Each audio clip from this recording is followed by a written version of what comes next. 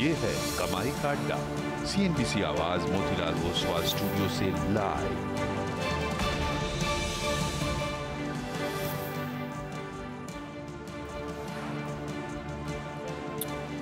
CNBC आवाज और Motilal Oswal studios में आप सभी का स्वागत है। मैं हूं वीरेंद्र कुमार और कमाई का अड्डा आप मेरे और हर्षिता के साथ देखेंगे। इस वक्त की सुर्खियां कुछ इस प्रकार की हैं कि निफ्टी बैंक ने आज एक बार फिर से ऑल टाइम हाई क्रिएट किया और निफ्टी ने भी आज अपने ऑल टाइम हाई के बेहद नज़दीक जाके एक दस्तक दे दी है। ये एक्सपायरी डे है, याद रखिएगा, दोनों ही इंडिसेस के लिए, निफ्टी बैंक के लिए। बट प्राइस एक्शन भले ही इंडिसेस का एक छोटी सी रेंज में हो, लेकिन एक्शन स्टॉक स्पेसिफिक काफ़ी स्ट्रांग है। अगर मैं हर्षिता को इस वक्त कार्यक्रम में इंक्लूड करूँ तो मैं उनको एक बात कह के यहाँ पर उनका वेलकम करूँगा। हर्षिता, आज क्या दिन है? इंडेक्स भले ही रेंज में हो, लेकिन ठोस और तरल पदार्थ दोनों चल रहे हैं। मेटल्स, लिकर और केमिकल्स, ठोस और तरल पदार्थ सब चल रहा है। सब में एक्शन जरूर वीरू, पर उसी एक्शन को पकड़ेंगे, लेकिन शुरुआत कर लेते हैं इस वक्त की हेडलाइंस के साथ।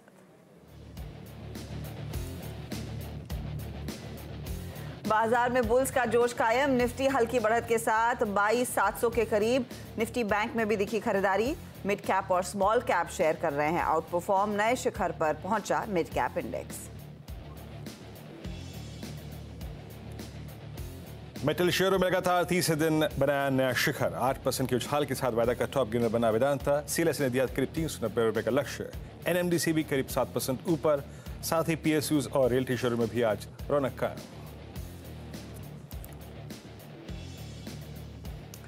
और मार्च में स्पेशलिटी केमिकल्स के अच्छे एक्सपोर्ट आंकड़ों के बीच केमिकल शेयरों में दिखी बहार। 5% से ज्यादा उछला नवीन फ्लोरीन। आज आरती, अतुल, टाटा केमिकल्स और दीपक नाइट्राइट भी 3 से 4% भागे। कच्चे तेल में नरमी और ग्लोबल टेंशंस कम होने के चलते एनर्जी और एयरलाइन शेयरों में रौनक कायम। 5% ज्यादा भागा HPCL और पेट्रोनेट। वहीं इंडिगो में करीब 4% का जोरदार उछाल, नए शिखर पर पहुंचा शेयर।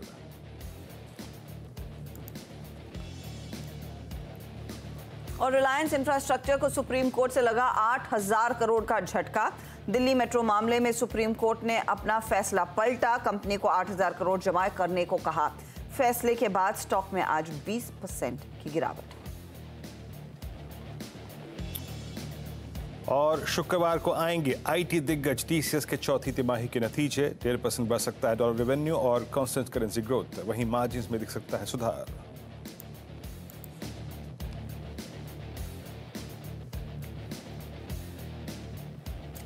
और भारतीय बाजारों में जैसे वीरू कह रहे थे, एक शानदार सत्र। निफ्टी बैंक ने सुबह में जो हाई छुआ उसकी तरफ होपफुली एक बार फिर हम अटेम्प्ट देखेंगे, क्योंकि 48,900 पर वापसी इंडेक्स की होती हुई दिखाई दे रही है। आपको याद होगा 48,966 डे हाई था।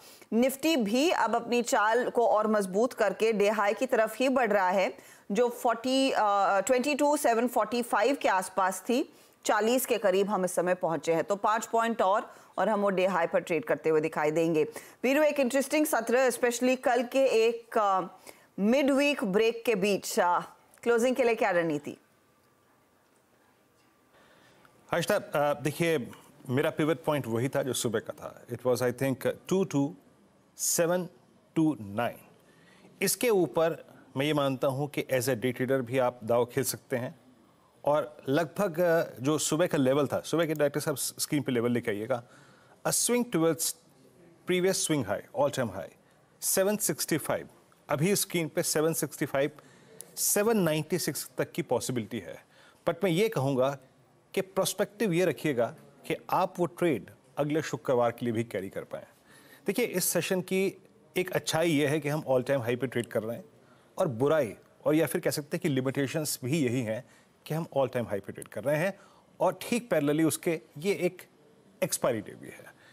ये मेरे लिए अच्छी बात है कि ऑल टाइम हाई नज़दीक खड़ा है। अगर मैं एक कॉल राइटर हूँ तो मेरे पास कन्विक्शन है कि जनाब एक्सपायरी डे को बाजार ज़्यादा नहीं भागेगा और प्रीवियस हाई को नहीं लागेगा। तो ऑप्शन राइटर्स हर्षिता हावी हैं, पर मुझे लग रहा है कि मेरे ख्याल से it's a matter of time. शायद सिर्फ आज हम किसी तरीके से अटक जाएं तो अटक जाएं, बट निफ्टी पॉइज्ड है एज ऑफ नाउ 22,827 के लिए। 827 तक का स्विंग आए, इस बात की बहुत स्ट्रांग पॉसिबिलिटी है। सुबह हमारा डाउनसाइड रिस्ट्रिक्ट किया रिलायंस ने, लेकिन बाद में वो कोलैप्स हुआ। बट एज ऑफ नाउ जो स्टॉक कंट्रीब्यूट कर रहा है हर्षता, एंड फाइनली जो स्टॉक अपने सारे एवरेजेस के ऊपर आके ट्रेड कर रहा है, वो है आईटीसी। ये थोड़ा सा इक्वेशन को चेंज करेगा और नंबर्स को चेंज करेगा। ये मेरे ख्याल से एक रिक्वायर्ड जो हमें थ्रस्ट था वो देगा। ITC 434 is now above all moving averages. मैं ऑप्शन के सेट्स आपको दिखा दूंगा, लेकिन उससे बहुत कुछ अंतर आएगा नहीं। जरा प्लीज स्ट्राइक्स स्क्रीन पे लेके आइएगा, क्योंकि आपको यहाँ पे दिखाई देगा कि 22,700 का कॉल राइटर पूरी तरीके से, जिसने कल भी अगर आप देखें एक स्ट्रॉन्ग ग्रिप ली थी, वो हावी है। तो मैं इसलिए कह रहा हूँ कि अगर आप लॉन्ग हैं तो रहिए, बट इस बात में या फिर इस पशुपेश में मत रहिएगा कि आज ही आपको वो ट्रेड प्रॉफिट देगा। आपको लॉन्ग रहना पड़ेगा। और 1,59,00,000 हर्षता आउटस्टैंडिंग हुआ है यहाँ पर, तो इसलिए कह रहा हूँ कि थोड़ा सा पेशेंस रखना पड़ेगा आपको इस रेंज में। But 827 is on. रिस्क कहाँ तक लेना है इस ट्रेड में? रिस्क अभी भी इस ट्रेड में ओपन है कौन सी ट्रेजेक्ट्री तक, और वो है करीब करीब 588, 550। यहाँ तक का रिस्क ऑन है, लेकिन मेरे ख्याल से जिस प्रकार का रिवॉर्ड खुला हुआ है हर्षता, इतना रिस्क लेना चाहिए। दूसरी बात, निफ्टी बैंक आपकी स्क्रीन पे आएगा 48,903। मैंने सुबह भी कहा था कि डिप टुवर्ड्स 600, 650, 550 यहाँ पे आपको बाय करना है। अभी हम डे हाई पर हैं, और बस दिक्कत की बात यह है कि आज एक हमने ऑल टाइम हाई भी क्रिएट किया, और 49,000 साइकोलॉजिकल लेवल और कॉल राइटर्स का लेवल जो है वो बहुत नज़दीक खड़ा है। आपकी स्क्रीन पे जब ऑप्शंस के स्टैट्स आएंगे हर्षता, वो क्लियरली रिफ्लेक्ट कर रहे हैं कि 49,000 पे, 49,100 पे, 49,200 पे, इन 3 स्ट्राइक्स पे कॉल राइटर्स ने एक स्ट्रॉन्ग ग्रिप ली है। तो सिर्फ इस क्लोजिंग में रिवॉर्ड्स की एक्सपेक्टेशन रखना थोड़ा बेईमानी होगा। आप देख सकते हैं 49,000 की कॉल में 1,19,00,000 share. That's huge. Nifty bank में अब अगला स्विंग हर्षता तभी आएगा जब हम 49044 मॉर्निंग के लेवल्स लेके आइएगा। अब जब हम 49,044 की ट्रेजेक्ट्री पार कर जाएंगे, तब आपको एज अ फ्रेश स्विंग उस ट्रेड को खेलना है, नॉट एग्जैक्टली नाउ, अभी नहीं। ट्रेड पकड़ने की बैंक निफ्टी में 2 ही थीम है, आइदर डिप टुवर्ड्स 48,600, 650, 550, या फिर 49,044 निकल जाए तब, अभी नहीं हर्षता।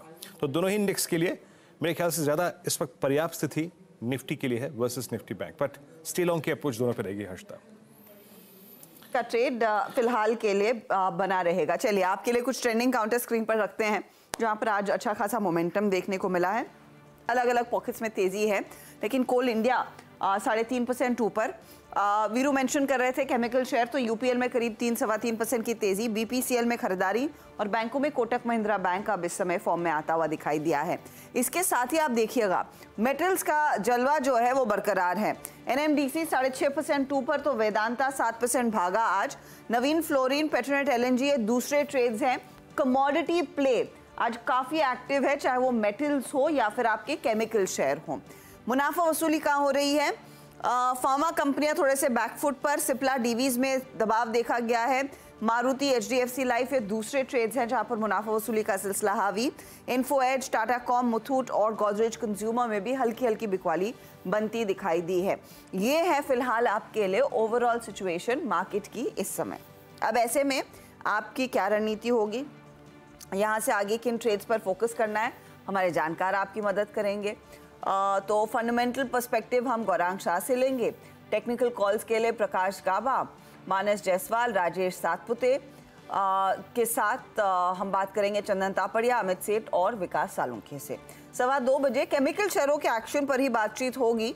क्या एक्सपेक्ट कर रहा है मार्केट नंबर्स से, इस समय क्या ट्रेंड बन रहा है केमिकल कंपनियों में, यतन आपको बताएंगे। 2:20 पर यूको बैंक ने जो हाल ही में Q4 का अपडेट दिया है, उससे क्या संकेत लेने चाहिए इस तिमाही और इस साल के लिए, अश्विनी कुमार से समझेंगे, कंपनी के एमडी और सीईओ। 2:30 बजे फोकस सिर्फ और सिर्फ आईटी कंपनियों पर। याद रखिएगा फ्राइडे शाम को नतीजे आएंगे टीसीएस के, और उसके बाद पूरा सिलसिला शुरू हो जाएगा रिजल्ट सीजन का। आशीष को जोड़ेंगे इन कंपनियों पर, और बायबैक की कितनी संभावना है इस सब पर भी बातचीत होगी। 2:30 बजे इसी सिलसिले में हमारे साथ आईटी एनालिस्ट ओमकार टंकसालिया भी जुड़ने वाले हैं। 2:45 पर सुप्रीम कोर्ट से दिल्ली मेट्रो को यहाँ पर बड़ी राहत मिली है और इसकी गाज जो रिलायंस इंफ्रास्ट्रक्चर पर पड़ रही है उसका एक अपडेट लेकर आएंगे। आज मार्केट बिग वॉइस में दिलीप भट्ट हमारा साथ देने वाले हैं। फिर डीलिंग रूम का जायजा, बीटीएसटी ट्रेड्स और क्लोजिंग की तरफ बढ़ेंगे। ओके, तो चलिए अब यहाँ पे ये पूरे कार्यक्रम का क्रम है। निफ्टी एट डे हाई, दिन के सर्वोच्च स्तरों पर। 2 नंबर्स, 2 डिजिट्स स्क्रीन पर याद रखिएगा। इट्स 765, 22765 और 796। 2 digits as a swing trader अपने जहन में रखिएगा। अब कॉल्स लेना शुरू करते हैं। पहले तो प्रकाश सर को स्क्रीन पे लेके आइएगा। प्रकाश सर, आज आपकी कॉल जब जब देख रहा हूँ ना तो हंसी भी आ रही है और गर्व भी हो रहा है। यूनाइटेड स्पिरिट्स आपके पोर्टफोलियो में भी है, लेकिन आपने कॉल भी दी थी। इसने भी चलने के लिए बड़ा दुर्लभ सा हफ्ता पिक किया है ना? जब डिमांड कम है, प्राइस एक्शन बहुत स्ट्रॉन्ग है। व्यू अभी क्या है आपका और फ्रेश कॉल क्या है आपकी? यूनाइटेड स्पिरिट्स में जो आज तो बहुत ही चला। देखिए, इसका जो बेसिक चार्ट स्ट्रक्चर है यूनाइटेड स्पिरिट्स का, वो मुझे पसंद है। मैं कहूंगा कि जो इसके जो लेवल्स हैं, एक मिनट, हाँ, यूनाइटेड स्पिरिट्स के ये जो मेरे पास जो है उसका मेरे ख्याल से मेरा टारगेट करीब 1500 से 2000 का है, लेकिन उससे थोड़ा वक्त लगेगा। शॉर्ट टर्म में इसका टारगेट 1250, 1100 हो सकता है, लेकिन व्यू लॉन्ग होना चाहिए, शॉर्ट नहीं, क्योंकि 1000 एक स्ट्रॉन्ग सपोर्ट जोन बन गया। आज एक ब्रेकआउट चाहिए था 1160 में, वो मिल गया, तो कंटिन्यू होल्डिंग इट। मेरा व्यू थोड़ा लंबा ही है और तो मैं तो उसको होल्ड ही करूंगा, लेकिन yes, it's in buy mode United Spirits. Okay, USL एक बाय मोड में, ये एक बाय साइड का ट्रेड है कावा साहब का। ये फिलहाल पहले सुबह वाला ट्रेड। कावा जी, फिर आज का इस समय दोपहर का नया ट्रेड क्या रहेगा? मेरे ख्याल से आरती इंडस्ट्रीज पर ध्यान देना चाहिए। इसमें अभी मोमेंटम है, ट्रेड करा है 735 के आसपास। 750 एक नियर टर्म टारगेट है, आज फ्राइडे तक हो सकता है। स्टॉप होगा 720, तो रिस्क और रेशो भी फेवर में। 750 यस जाना है, लेकिन मुझे लगता है ये 800 की तैयारी कर रहा है आरती इंडस्ट्रीज। मैटर ऑफ टाइम जाना चाहिए वहां पर, लेकिन उसके नेक्स्ट वीक की बात कर सकते हैं। लेकिन यस, आरती इंडस्ट्रीज को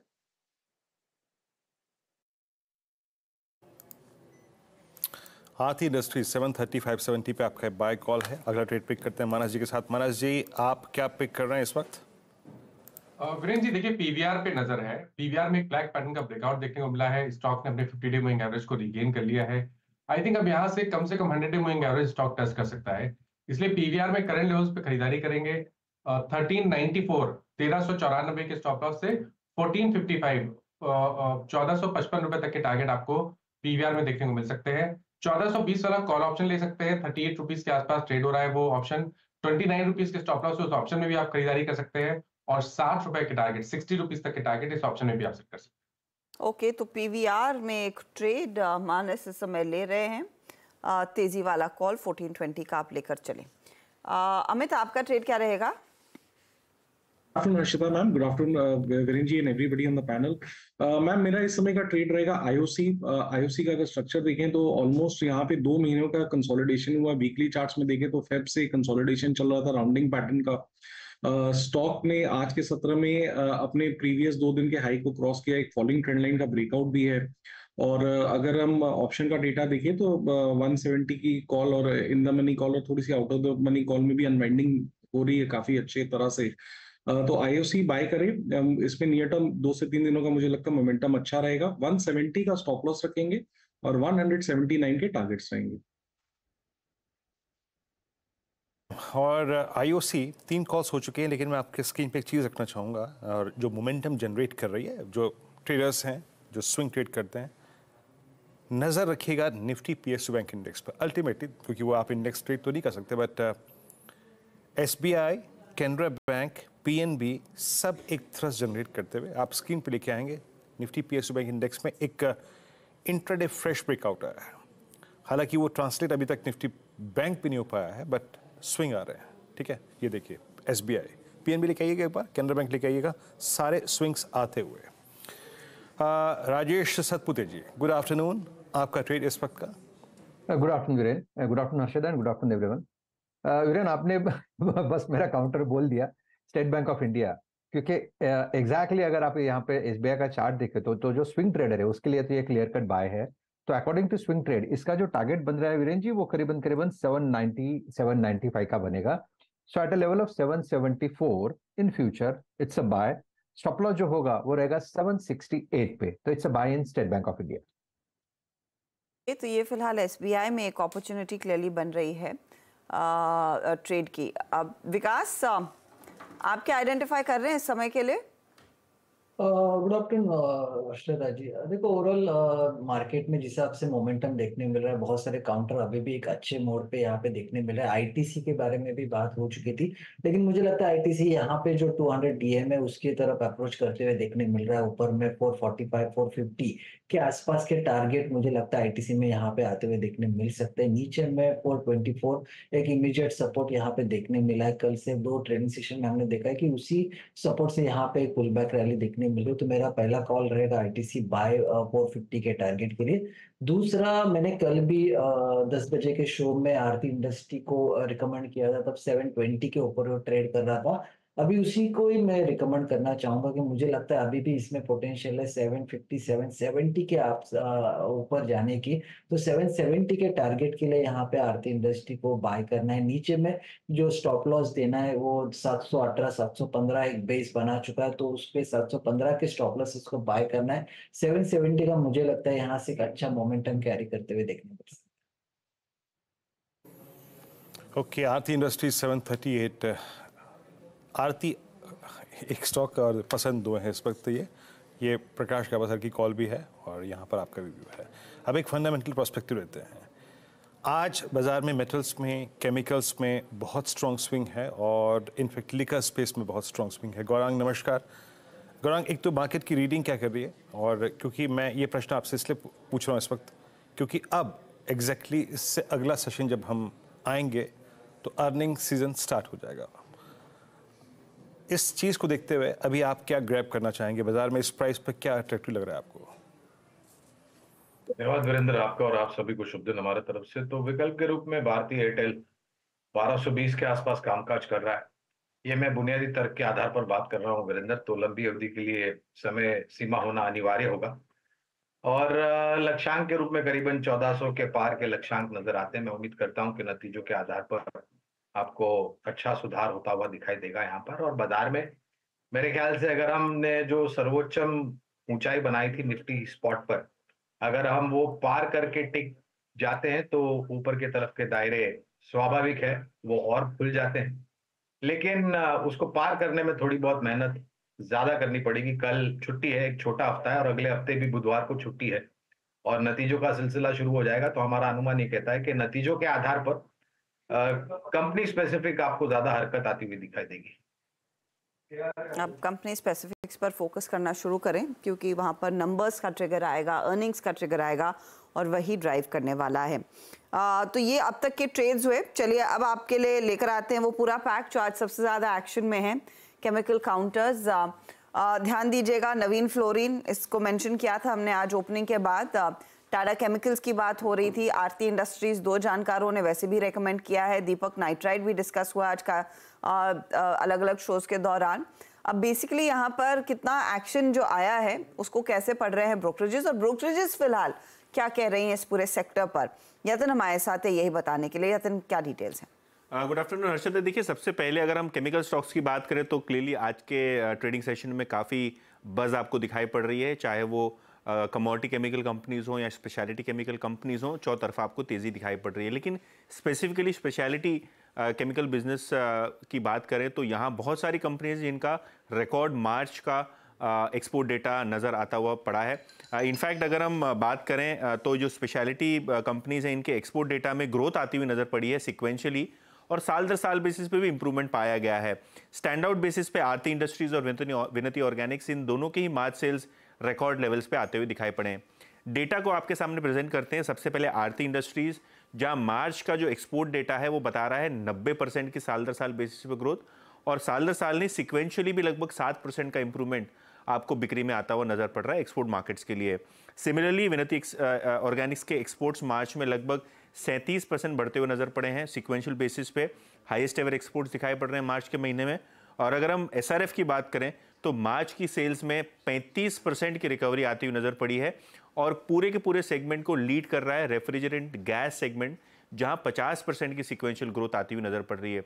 तो शायद इस इंप्रूविंग डेटा के लिए जहां वॉल्यूम्स पिकअप हो रहे हैं, प्राइसिंग में अभी भी नरमी है, लेकिन यहां भी क्योंकि वॉल्यूम पिकअप हो रहे हैं, शायद प्राइसिंग पिकअप होने की उम्मीद बाजार कर रहा है, और शायद इसीलिए आज सारा का सारा जो केमिकल पैक है आज बस कर रहा है। ओके, तो केमिकल स्टॉक्स में एक तगड़ा एक्शन आज के दिन बनता हुआ दिखाई दिया है, और क्लियरली यहाँ पर एक्सपोर्ट डेटा में ग्रोथ है और वो ड्राइव कर रहा है प्राइसेस को इन स्टॉक्स की। गौरांग, आरती तो एक फेवरेट उभर कर आ रहा है टेक्निकली, लेकिन फंडामेंटली आपकी एनालिसिस क्या कहती है? इस डेटा पॉइंट को आप कैसे पढ़ेंगे, और कोई प्रेफरेंस है केमिकल्स में at this point in time? Harshada, मेरे ख्याल से एक लंबे समय बाद स्पेशलिटी एग्रोकेमिकल्स को लेकर के थोड़ी बहुत सकारात्मक अंदेशे दिख रहे हैं, जो एक्सपोर्ट के आंकड़े अभी यतिन ने बताए हैं। और ये भी वास्तविकता है कि काफी कंपनियों ने अपनी विस्तार योजनाओं में निवेश किया था और R&D में निवेश किया था, क्योंकि नए प्रोडक्ट्स इनको हमारे स्तर पर, बाजार पर, लोकली और ग्लोबली, अंतर्राष्ट्रीय स्तर पर इनको लॉन्च करना था। खरीदारी की अगर आप बात करते हैं तो कुछ नाम है हमारी सूची में स्पेशलिटी एग्रोकेमिकल्स, आरती इंडस्ट्रीज, विनती Organics, PI industries, Pidilite, UPL और SRF। ये कुछ नाम है जहां पर खरीदारी की हम सोच रहे हैं। लेकिन ये देखना जरूरी होगा हर्षदा कि ये जो चौथी और आखिरी तिमाही के नतीजे हम पिछले वित्तीय वर्ष के देखेंगे, वहां पर योगदान कैसा रहा है एक्सपोर्ट मार्केट को लेकर के। ओके, तो आपकी शॉपिंग लिस्ट में बहुत सारे स्टॉक्स हैं, लेकिन जब मैंने लास्ट टाइम आपसे पूछा था तो आपका प्रेफर्ड कॉल था विनती ऑर्गेनिक्स। लेकिन अगर आप टेक्निकल प्लेसमेंट के लिहाज से पूछें तो सबसे स्ट्रांगली प्लेस्ड, मैं आई थिंक मिड सेशन से इसके ऑप्शन स्टैट्स को एनालाइज भी कर रहा था, दैट्स SRF। लेके आइएगा मानस, मतलब सबसे मजबूत स्ट्रक्चर पूरे केमिकल बास्केट में मेरे ख्याल से यही है। और मैं अगर इसको फरवरी 2020 जस्ट कोविड के एक महीने पहले या फिर जिस दिन कोलैप्स शुरू हुआ था उस मंथ को इंक्लूड करके ये प्राइस पैटर्न पढ़ो ना, तो ये एक किसी इस स्टॉक के डिफरेंट क्लस्टर में जाने का कहीं ना कहीं स्ट्रॉन्ग इंडिकेशन दे रहा है ये पैटर्न। आपका सेंस क्या कहता है? आप इसे पिक करना चाहेंगे या फिर UPL जैसे वीक स्ट्रक्चर को जो कि लोअर बेस से इजेक्ट कर रहा है? दोनों में से क्या प्रेफर करना चाहिए? देखिए, निवेश के तौर पे तो SRF अभी भी बहुत ही बढ़िया पिक है, लेकिन ट्रेडिंग के तौर पे वो स्टॉक जो लोअर लेवल से रिवर्सल दिखा रहे हैं, चाहे वो दीपक नाइट्राइट हो, नवीन फ्लोरिन हो, UPL हो, वहां पर स्ट्रेंथ ज्यादा लग रही है केवल एक बाउंस बैक के लिए। तो ट्रेडिंग आइडिया तो वहां से लेना है, लेकिन SRF में जो मंथली चार्ट पे इतने 2 साल, मेरे 2 या 3 साल से कंसोलिडेशन दिख रहा है, एक ब्लैक पैटर्न मंथली चार्ट पे बन रहा है, उसका जब भी ब्रेकआउट देखने को मिलेगा 2800 रुपए के ऊपर जब भी निकलेगा, तो आपको कम से कम 3500-3600 रुपए तक के भाव देखने को मिल जाएंगे। तो निवेश के तौर पे तो अभी भी करंट लेवल्स पे भी SRF में निवेश करना चाहिए। आपके जो स्टॉप लॉसेस है निवेश के नजरिए से 2390 के नीचे रहेंगे, और टारगेट कम से कम 3100 रुपए के आने वाले 6 महीने के लिए रहेंगे। लेकिन ट्रेडिंग के तौर पे बहुत सारे और स्टॉक ऐसे हैं जहां पर हमें फ्रेश ब्रेकआउट लोअर लेवल से देखने को मिला है। और मिड सीरीज का ये जो प्राइस बिहेवियर है काफ़ी अट्रैक्टिव है। याद रखिएगा, इन्वेस्टमेंट और एक अगर आप सुदृढ़ स्टॉक लेना चाहते हैं, मजबूत स्टॉक लेना चाहते हैं, तो उस कैटेगरी में बिलोंग करता है, मैं फिट करता है SRF। बट अगर आप ट्रेड पर्सपेक्टिव से पुल बैक, शॉर्ट कवरिंग का थ्रस्ट अगर वो एक्सपेक्ट कर रहे हैं तो बेटर चॉइस UPL है। आज सुबह जब मैंने टाटा केमिकल को मार्क किया था, उसके बाद हर्ष ने उस पर टिप्पणी भी की थी। टाटा केमिकल को देखिए 3% ऊपर, हमने टिप्पणी की थी 1148 पर, और कहाँ तक का स्विंग देखे आया? करीब 1193 तक का। तो आज केमिकल के स्विंग को हमने सुबह ही पकड़ा था, आई थिंक टाटा केमिकल और दीपक नाइट्राइट के साथ। आगे बढ़ते हैं, अब एक बार एक स्टॉक और लेके आइए स्क्रीन पे जिसने आज अपना ऑल टाइम हाई क्रिएट किया, दैट्स जोमेटो 195.30। अभी आज इसने एक नया शिखर क्रिएट किया और 200 रुपये पर अब इसका प्राइस आज ऑलमोस्ट होके आया। आज का इंट्राडे हाई क्या था? I think it's 199.6। गौरांग, कोई वजह है कि यहाँ पे थोड़ा सा बुक करें, या फिर अगर इसी स्पेस में कोई और स्टॉक लोअर लेवल्स पे एडिशन करना हो तो उसमें क्या सही बैठेगा? जुबिलेंट में आज एक मूव आ रहा है इस वक्त स्क्रीन पर, और क्योंकि IPL उसके बाद एग्जैक्टली अगर आप देखें जो T20 वर्ल्ड कप है वो शुरू हो जाएगा। आपका व्यू जुबिलेंट पे क्या बन रहा है इस वक्त? तो जुबिलेंट पे भी मेरे ख्याल से ये सबसे पहले और प्राथमिक कंपनी थी जहां तक QSR सेगमेंट का सवाल है वीरेंद्र, लेकिन कुछ कारणों को लेकर के और SSSG को लेकर के और कुछ अनवायबल लॉन्चेस जो इन्होंने किए थे वहां पर उनको थोड़ी बहुत खामियाजा भुगतना पड़ा। बुनियादी तर्क के आधार पर जुबिलियंट फूड्स पर खरीदारी की राय है। और जहां तक जोमेटो का सवाल है वीरेंद्र, तो अगर आपके पास समय की पाबंदी नहीं है और थोड़ी बहुत जोखिम झेलने की क्षमता है, तो हमारा अनुमान और आकलन ये कहता है, और मैनेजमेंट की तरफ से ये टिप्पणी भी आई थी, कि जो योगदान आपको फूड डिलीवरी प्लेटफॉर्म जोमेटो से मिल रहा है वो तो अपने आप में पर्याप्त है, लेकिन ज्यादा बेहतर योगदान आपको ब्लिंकिट जो प्रोविजनिंग प्लेटफॉर्म है हाउस होल्ड गुड्स डिलीवरी की, वहां से आता हुआ दिखेगा। और अच्छी बात ब्लिंकिट की ये जोमेटो के लिए, उपभोक्ताओं के लिए इतनी अच्छी बात नहीं है कि भले आप गोल्ड मेंबर हो जोमेटो के फूड प्लेटफॉर्म पर, लेकिन अगर आप ब्लिंकिट पे ऑर्डर करते हैं तो आपको डिलीवरी चार्ज भी देना पड़ता है और प्लेटफॉर्म या फिर हैंडलिंग फी भी देना पड़ता है। और इस कारण को लेकर के जो योगदान आएगा ओवरऑल बैलेंस शीट पर, वो काफी सकारात्मक और बेहतर आएगा। हो सकता है 200 के आसपास, क्योंकि इतना चल पड़ा है, थोड़ा बहुत विराम ले, ये मुनाफा वसूली की चपेट में भी आ सकता है, थोड़ा बहुत नीचे भी आ सकता है। तो अगर जोखिम झेलने की क्षमता है तो आज की तारीख में भी हम बने रहने की राय देंगे, और अगर गिरावट आती है तो नई खरीदारी की भी सोच सकते हैं आप। जोमेटो एक interesting trade versus Jubilant food उभर कर आता हुआ दिखाई दे रहा है। वीरू, ये मिडवीक छुट्टी का चक्कर है कि पहले यूएसएल फिर जुबिलेंट जैसे ट्रेड्स नजर आ रहे हैं? नहीं हर्षदा, मैंने तो सब कुछ छोड़ दिया। मैंने बिरयानी भी छोड़ दी, यकीन मानिए। पिज़्ज़ा तो मैं खाता ही नहीं था, मैंने बिरयानी भी खानी छोड़ दिया। हर चीज को मैंने गोलगप्पों से रिप्लेस कर दिया, light and tight. Best Veeru, it's an all time favourite. मेरा नया फंडा यही कहता है हर्षदा। चलिए, तो वीरू बना रहे गोलगप्पे का प्लान। हमें पानी पूरी से काम चलाना पड़ेगा, but it's the same thing.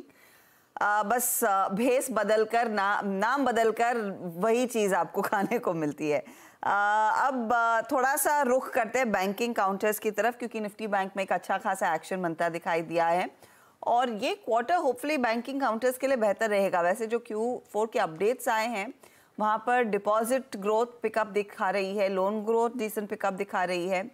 कैसा रह सकता है वैसे FY पूरा 24 का साल और FY 25 के लिए स्थिति क्या उभर कर आएगी? इस सब पर बातचीत करने के लिए हमारे साथ कंपनी यूको बैंक जुड़ रहा है और कंपनी के MD और CEO अश्विनी कुमार जुड़ रहे हैं।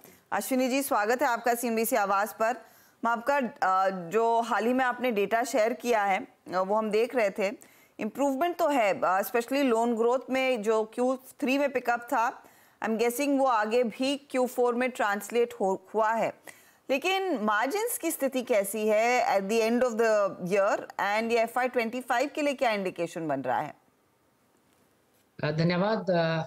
मार्जिन्स को लेके अभी बैंक के जो अकाउंट्स हैं दैट इज अंडर ऑडिट, तो मार्जिन्स के लिए कि अभी मैं आपको एडवांस में कुछ नहीं बता सकता, लेकिन हाँ, जो हमारी जो गाइडेंस थी, जो हमने साल के शुरुआत में जो गाइडेंस दिया था, भी हमने मार्जिन्स को प्रोटेक्ट करेंगे, 2.9 से 3 के बीच में रखेंगे। तो मेरा अनुमान है कि हमारा जो मार्जिन इसी रेंज में आना चाहिए गोइंग फॉरवर्ड। और नेक्स्ट ईयर में क्योंकि अब डिपॉजिट्स के रेट थोड़ा सा इस 10 दिन में कम हुए हैं, यदि डिपॉजिट के रेट कम होते हैं और RBI का जो रेट कट आता है, तो डिपॉजिट के रेट कम होने से हो सकता है मार्जिन में फर्दर नेक्स्ट ईयर में कुछ इंप्रूवमेंट आए। तो ये हमारा अभी तक का अनुमान है। तो अगर डिपॉजिट के रेट बेहतर हुए तो RBI के इंडिकेशन का इंतजार रहेगा। इस बीच क्या फिर करंट रेट्स पर डिपॉजिट ग्रोथ कुछ वीक दिख रही है? क्योंकि इस जो आपका अपडेट है थोड़ा सा फीकापन ही नजर आ रहा है उसमें अश्विनी जी। देखिए, हमारा जो आपका जो अनुमान है बिल्कुल सही लगाया आपने। हमारी जो डिपॉजिट की ग्रोथ वो रही है 5.33%, लेकिन इसके पीछे जो कारण है वो भी आप एक बार मैं आपको बताना चाहूंगा। हमारी जो CD रेशो है, जो हमारी CD रेशो 64-65 थी साल के शुरुआत में, तो हमारे पास एम्पल लिक्विडिटी अवेलेबल थी, तो हमारे पास डिपॉजिट को ग्रो करने के लिए कोई ज्यादा अट्रैक्शन नहीं था। तो इसलिए हमने डिपॉजिट्स के ऊपर जहां जरूरत था वहीं पे हमने कासा के ऊपर इम्प्रूवमेंट के लिए हमने कोशिश की। हमने डिपॉजिट जहां पे रिटेल टर्म डिपॉजिट के ग्रोथ के लिए गए, हमने बल्क डिपॉजिट पे ज्यादा अंकुश लगाया, वहां पे हम लोग अग्रेसिवली नहीं गए। तो इस प्रोसेस में हमारी जो एक्सेस सिक्योरिटीज पड़ी थी जो लिक्विडेशन कर सकते थे, हमने उनको लिक्विडेट करके लिक्विडिटी लाए, और जो एक्सेस SLR को हमने प्लेज करके ट्रैप्स के अंदर हमने मार्केट से बोरोइंग भी की। तो इस प्रोसेस में वी हैव इंक्रीज, हमने अपनी जो CD रेशो है वो 71 पे लेके आए, और आज भी हमारी जो दिसंबर की जो LCR थी वो 140% से ऊपर थी। तो एम्पल लिक्विडिटी अवेलेबल थी, तो देयर वाज नो रीजन कि हम लोग डिपॉजिट के ऊपर अपना ज्यादा फोकस करें। अश्विनी जी, आपका सेंस क्या कहता है? आई मीन इस FY25 के फर्स्ट हाफ में, यानी मौजूदा क्वार्टर और इसके अगले क्वार्टर में, ये कॉस्ट ऑफ फंड्स अप्रॉक्सीमेटली आप लोगों के कितने ट्रिम हो जाएंगे? क्योंकि जो आपने पिक्चर ड्रॉ की है आई थिंक 2.9 to 3.3% NIMs, आभास क्या है आपका? कॉस्ट ऑफ फंड्स में कितना डाउन स्विंग मिल सकता है? फिर आपको लगता है कि इसमें एक सब्सटेंशियल डाउनफॉल तभी आएगा जब RBI की तरफ से कोई कट हो पाए? देखिए, अभी तो जो हमारा जो फर्स्ट हाफ का जो है उसमें तो कॉस्ट ऑफ डिपॉजिट हमारी ऑलमोस्ट रहने वाली है। हल्का सा जो बल्क डिपॉजिट में थोड़ा डिप आया रेट का, क्योंकि अभी इस 10 दिन में लिक्विडिटी मार्केट में थी, तो कॉस्ट ऑफ डिपॉजिट थोड़ी सी कम हुई है बल्क डिपॉजिट की। लेकिन रिटेल टर्म डिपॉजिट की कॉस्ट ऑफ डिपॉजिट सेम है, और कुछ पोर्शन डिपॉजिट्स का अभी भी रिप्राइज होना है, जो लॉन्ग टर्म डिपॉजिट थे जो 2 साल 3 साल पहले लोगों ने बनाए थे। तो कॉस्ट ऑफ डिपॉजिट के लेके उससे बहुत ज्यादा फर्स्ट हाफ के अंदर बहुत इम्पैक्ट, डाउनवर्ड इम्पैक्ट नहीं आएगा। लेकिन हाँ, जब एक बार RBI रेपो रेट कम करेगा तो बट उसका भी ट्रांसमिशन कॉस्ट ऑफ डिपॉजिट पे थोड़ा टाइम लगता है आने में, क्योंकि अभी जो डिपॉजिट के ऊपर जो कॉस्ट ऑफ डिपॉजिट के ऊपर रेट ऑफ इंटरेस्ट का ट्रांसमिशन कुछ वक्त समय लेता है, तो वो नेक्स्ट ईयर में शायद आपको ज्यादा बेहतर दिखेगा इस साल की। अच्छा, एक चीज़ सर अश्विनी जी, कासा किस ट्रेजेक्ट्री में रहेगा आपका? एक तो टिप्पणी ये मैं जानना चाहता हूँ। दूसरी बात, एक अमूमन प्रथा होती है, आई मीन ये मेरे साथ भी है, आपके साथ, ये हर किसी के साथ लागू होती है कि जब हमारा सेविंग फंड में फंड एक्यूमुलेट होता रहता है और जब वो एक अच्छी मात्रा में एक्यूमुलेट हो जाता है तो वो ट्रांसलेट हो जाता है FD में। क्या इक्विटी मार्केट की तेज़ी, क्या म्यूचुअल फंड्स के थ्रू पैसा जाना इक्विटी मार्केट में उस ट्रांसलेशन को कम कर दिया है? क्या उसने वही एक कारण है कि डिपॉजिट्स इतने स्ट्रांगली नहीं आ पा रहे बैंकिंग सिस्टम में, FDs? देखिए, बैंकिंग सिस्टम के अंदर जो आज से आप 1-1.5 साल पहले की बात करेंगे तो सेविंग के बैंक के जो अकाउंट था उसका रेट ऑफ इंटरेस्ट और FD के रेट ऑफ इंटरेस्ट के अंदर जो लीवरेज था बहुत कम था। FD के रेट 5%, 5.5% थे, सेविंग का 2.75 to 2.9% था। तो इतना लीवरेज नहीं था। जब RBI ने रेपो रेट बढ़ाए तो FD के रेट बढ़ गए, तो FD के रेट बढ़ने से लोगों में एक अट्रैक्शन हुआ to place their deposit toward in the fixed deposit. और जो म्यूचुअल फंड का जो है और SIP जा रही है, वो अब से नहीं है, वो काफी टाइम से जा रही है। उसके बावजूद भी सेविंग में ग्रोथ पहले थी, लेकिन अभी जो मार्जिन है रेट ऑफ इंटरेस्ट का वो सेविंग और FDR के अंदर ज्यादा होने के कारण लोगों ने डिपॉजिट फिक्स डिपॉजिट किया। लेकिन उसके बावजूद भी आप देखेंगे अभी सारे बैंकों ने अपने नंबर्स, काफी बैंकों ने पब्लिश किए हैं। अब सेविंग में भी ग्रोथ है, ऐसा नहीं है सेविंग में ग्रोथ नहीं है। हम लोग नए नए प्रोडक्ट लेके आ रहे हैं। अभी हम लोग डिजिटाइजेशन के ऊपर भी फोकस कर रहे हैं, और हमने अभी सैलरी कस्टमर्स के लिए भी नए प्रोडक्ट लॉन्च किए हैं, इवन करंट अकाउंट कस्टमर्स के लिए भी नए प्रोडक्ट लॉन्च किए हैं, तो जिसके अंदर हम लोग यूनिक फीचर्स दे रहे हैं। तो ग्रोथ विल कंटिन्यू। अभी हमारा कासा रेशो जो हमारा पीछे 37% के आसपास चल रहा था, 37-38 के बीच में, थोड़ा सा इस क्वार्टर में इंप्रूवमेंट आया है, इट इज अराउंड 39। तो हमारी जो कोशिश रहेगी अगले साल भी हम 39 के आसपास इसको रखें और कोशिश करेंगे इसको 40 तक ले जा सकते। ये एग्री और SME लोन्स की सिचुएशन कैसी दिख रही है अश्विनी जी? अगर एक थोड़ा सा अपडेट हमारे साथ शेयर कर सके। देखिए, यदि मैं अपने पिछले 3 क्वार्टर का आपको ट्रेंड बताऊं तो हमारी जो क्रेडिट की ग्रोथ है, जो हमारा जो सेगमेंट है RAM सेगमेंट और कॉर्पोरेट क्रेडिट, ये 60-40, 61-39 की रेशो में रहता है। और जितनी ग्रोथ हो रही है उसी प्रोपोर्शन में सारे सेगमेंट, रिटेल का भी, एग्री, MSME और कॉर्पोरेट क्रेडिट का भी ग्रो उसी रेशो में हो रहा है। And same trend I expect कि आगे चल के भी हमारा वो कंटिन्यू रहेगा। तो हम लोग वही 60-40, 61-39 की रेशो में अपना मिक्स रखेंगे, और growth percentage will be across segment. इसमें ये नहीं होगा भी लॉपसाइडेड, एक में बहुत ज्यादा ग्रोथ कर लिया और दूसरे में नहीं, तो डाइवर्सिफाइड रिस्क रहेगा इन ऑल सेगमेंट्स। बहुत शुक्रिया Ashwini ji and good luck for Q4 and most importantly FY25। धन्यवाद। ये यूको बैंक के मैनेजमेंट की तरफ से एक अपडेट आता हुआ। इनफैक्ट गौरांग, आपने ये चर्चा सुनी, हम कुछ देर पहले SBI पर एक टेक्निकल पर्सपेक्टिव ले रहे थे, लेकिन सरकारी बैंकों के लिए आउटलुक कितना बेहतर देख रहे हैं इस समय। PNB, बैंक ऑफ बड़ौदा, इन सब ने इनफैक्ट अपना Q4 अपडेट जो शेयर किया उसमें एक डिसेंट परफॉर्मेंस की उम्मीद जताई गई है।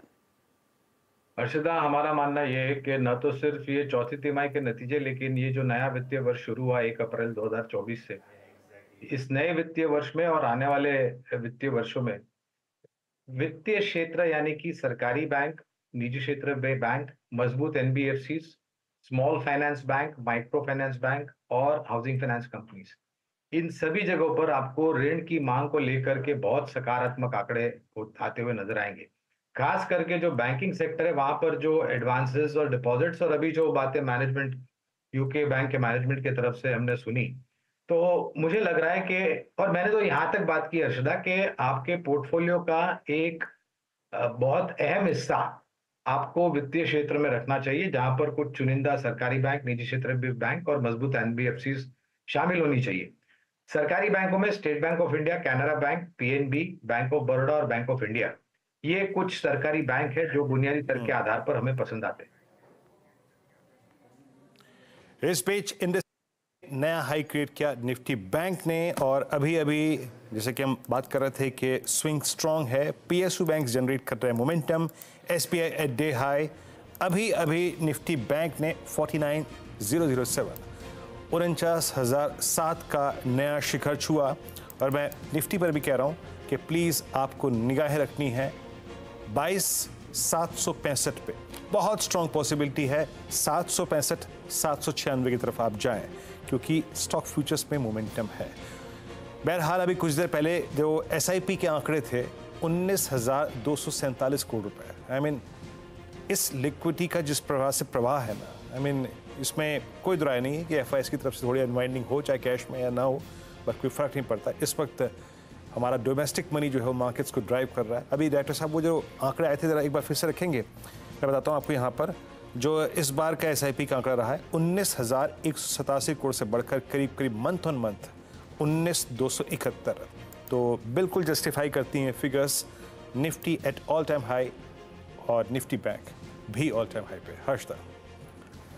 जी हाँ वीरू, और इस बीच एक बार फिर SBI पर नज़र डाल लेते हैं, क्योंकि यहाँ पर सबसे ज़्यादा रफ्तार देखने को मिल रही है। बात करते करते स्टॉक नियरली 2% ऊपर आ चुका है, 1.81% के गेन्स, पूरा 1% भागा है पिछले 10-15 मिनटों में ये स्टॉक 778 के लेवल्स पर। तो ये फिलहाल इस समय का बड़ा एक्शन स्क्रीन पर, लेकिन अब एक्शन जो जोर पकड़ेगा वो रिजल्ट्स का जोर पकड़ता हुआ दिखाई देगा, और ख़ासतौर से IT कंपनियाँ।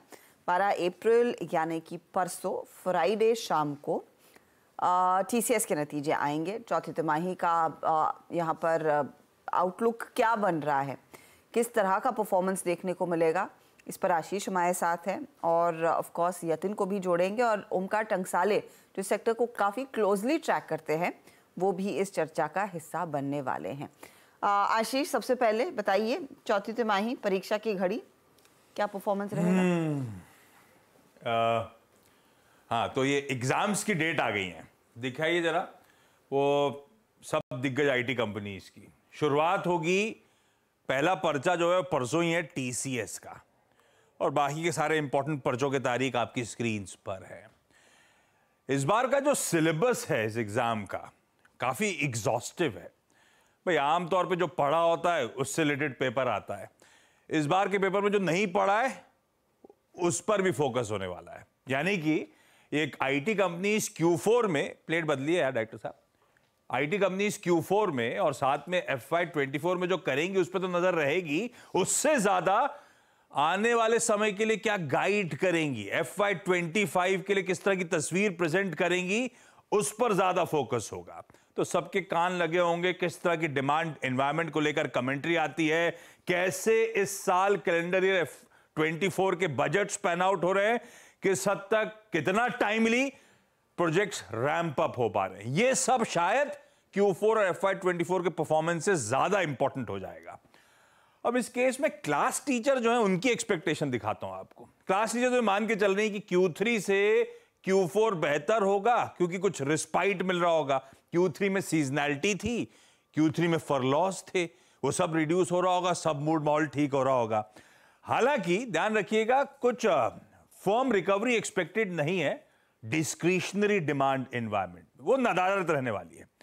तो ग्रोथ जो Q4 में आनी है या इवन FY25 की जो एंटिसिपेटेड ग्रोथ है वो डिस्क्रिशनरी से नहीं आएगी, कॉस्ट टेकआउट प्रोजेक्ट से आएगी इस आईटी पूरे सेक्टर की। ये ज्यादातर सब मान के चल रहे हैं कि जो करंट स्लो डाउन है डिस्क्रिशनरी स्पेंड्स का शायद FY25 में भी कंटिन्यू करेगा। अब ऐसे में ये तो क्लास टीचर एक्सपेक्टेशंस थी, फिर मैं लेकर आया प्रिंसिपल की एक्सपेक्टेशन। भाई दो दिग्गज आईटी कंपनीज गाइड करती हैं आंकड़ों के साथ, बाकी सब कमेंट्री करती हैं, तस्वीर प्रेजेंट करने की कोशिश करती हैं। बहुत स्ट्रीट डिवाइडेड है इस बार FY25 में किस तरह से गाइडेंस आएगी।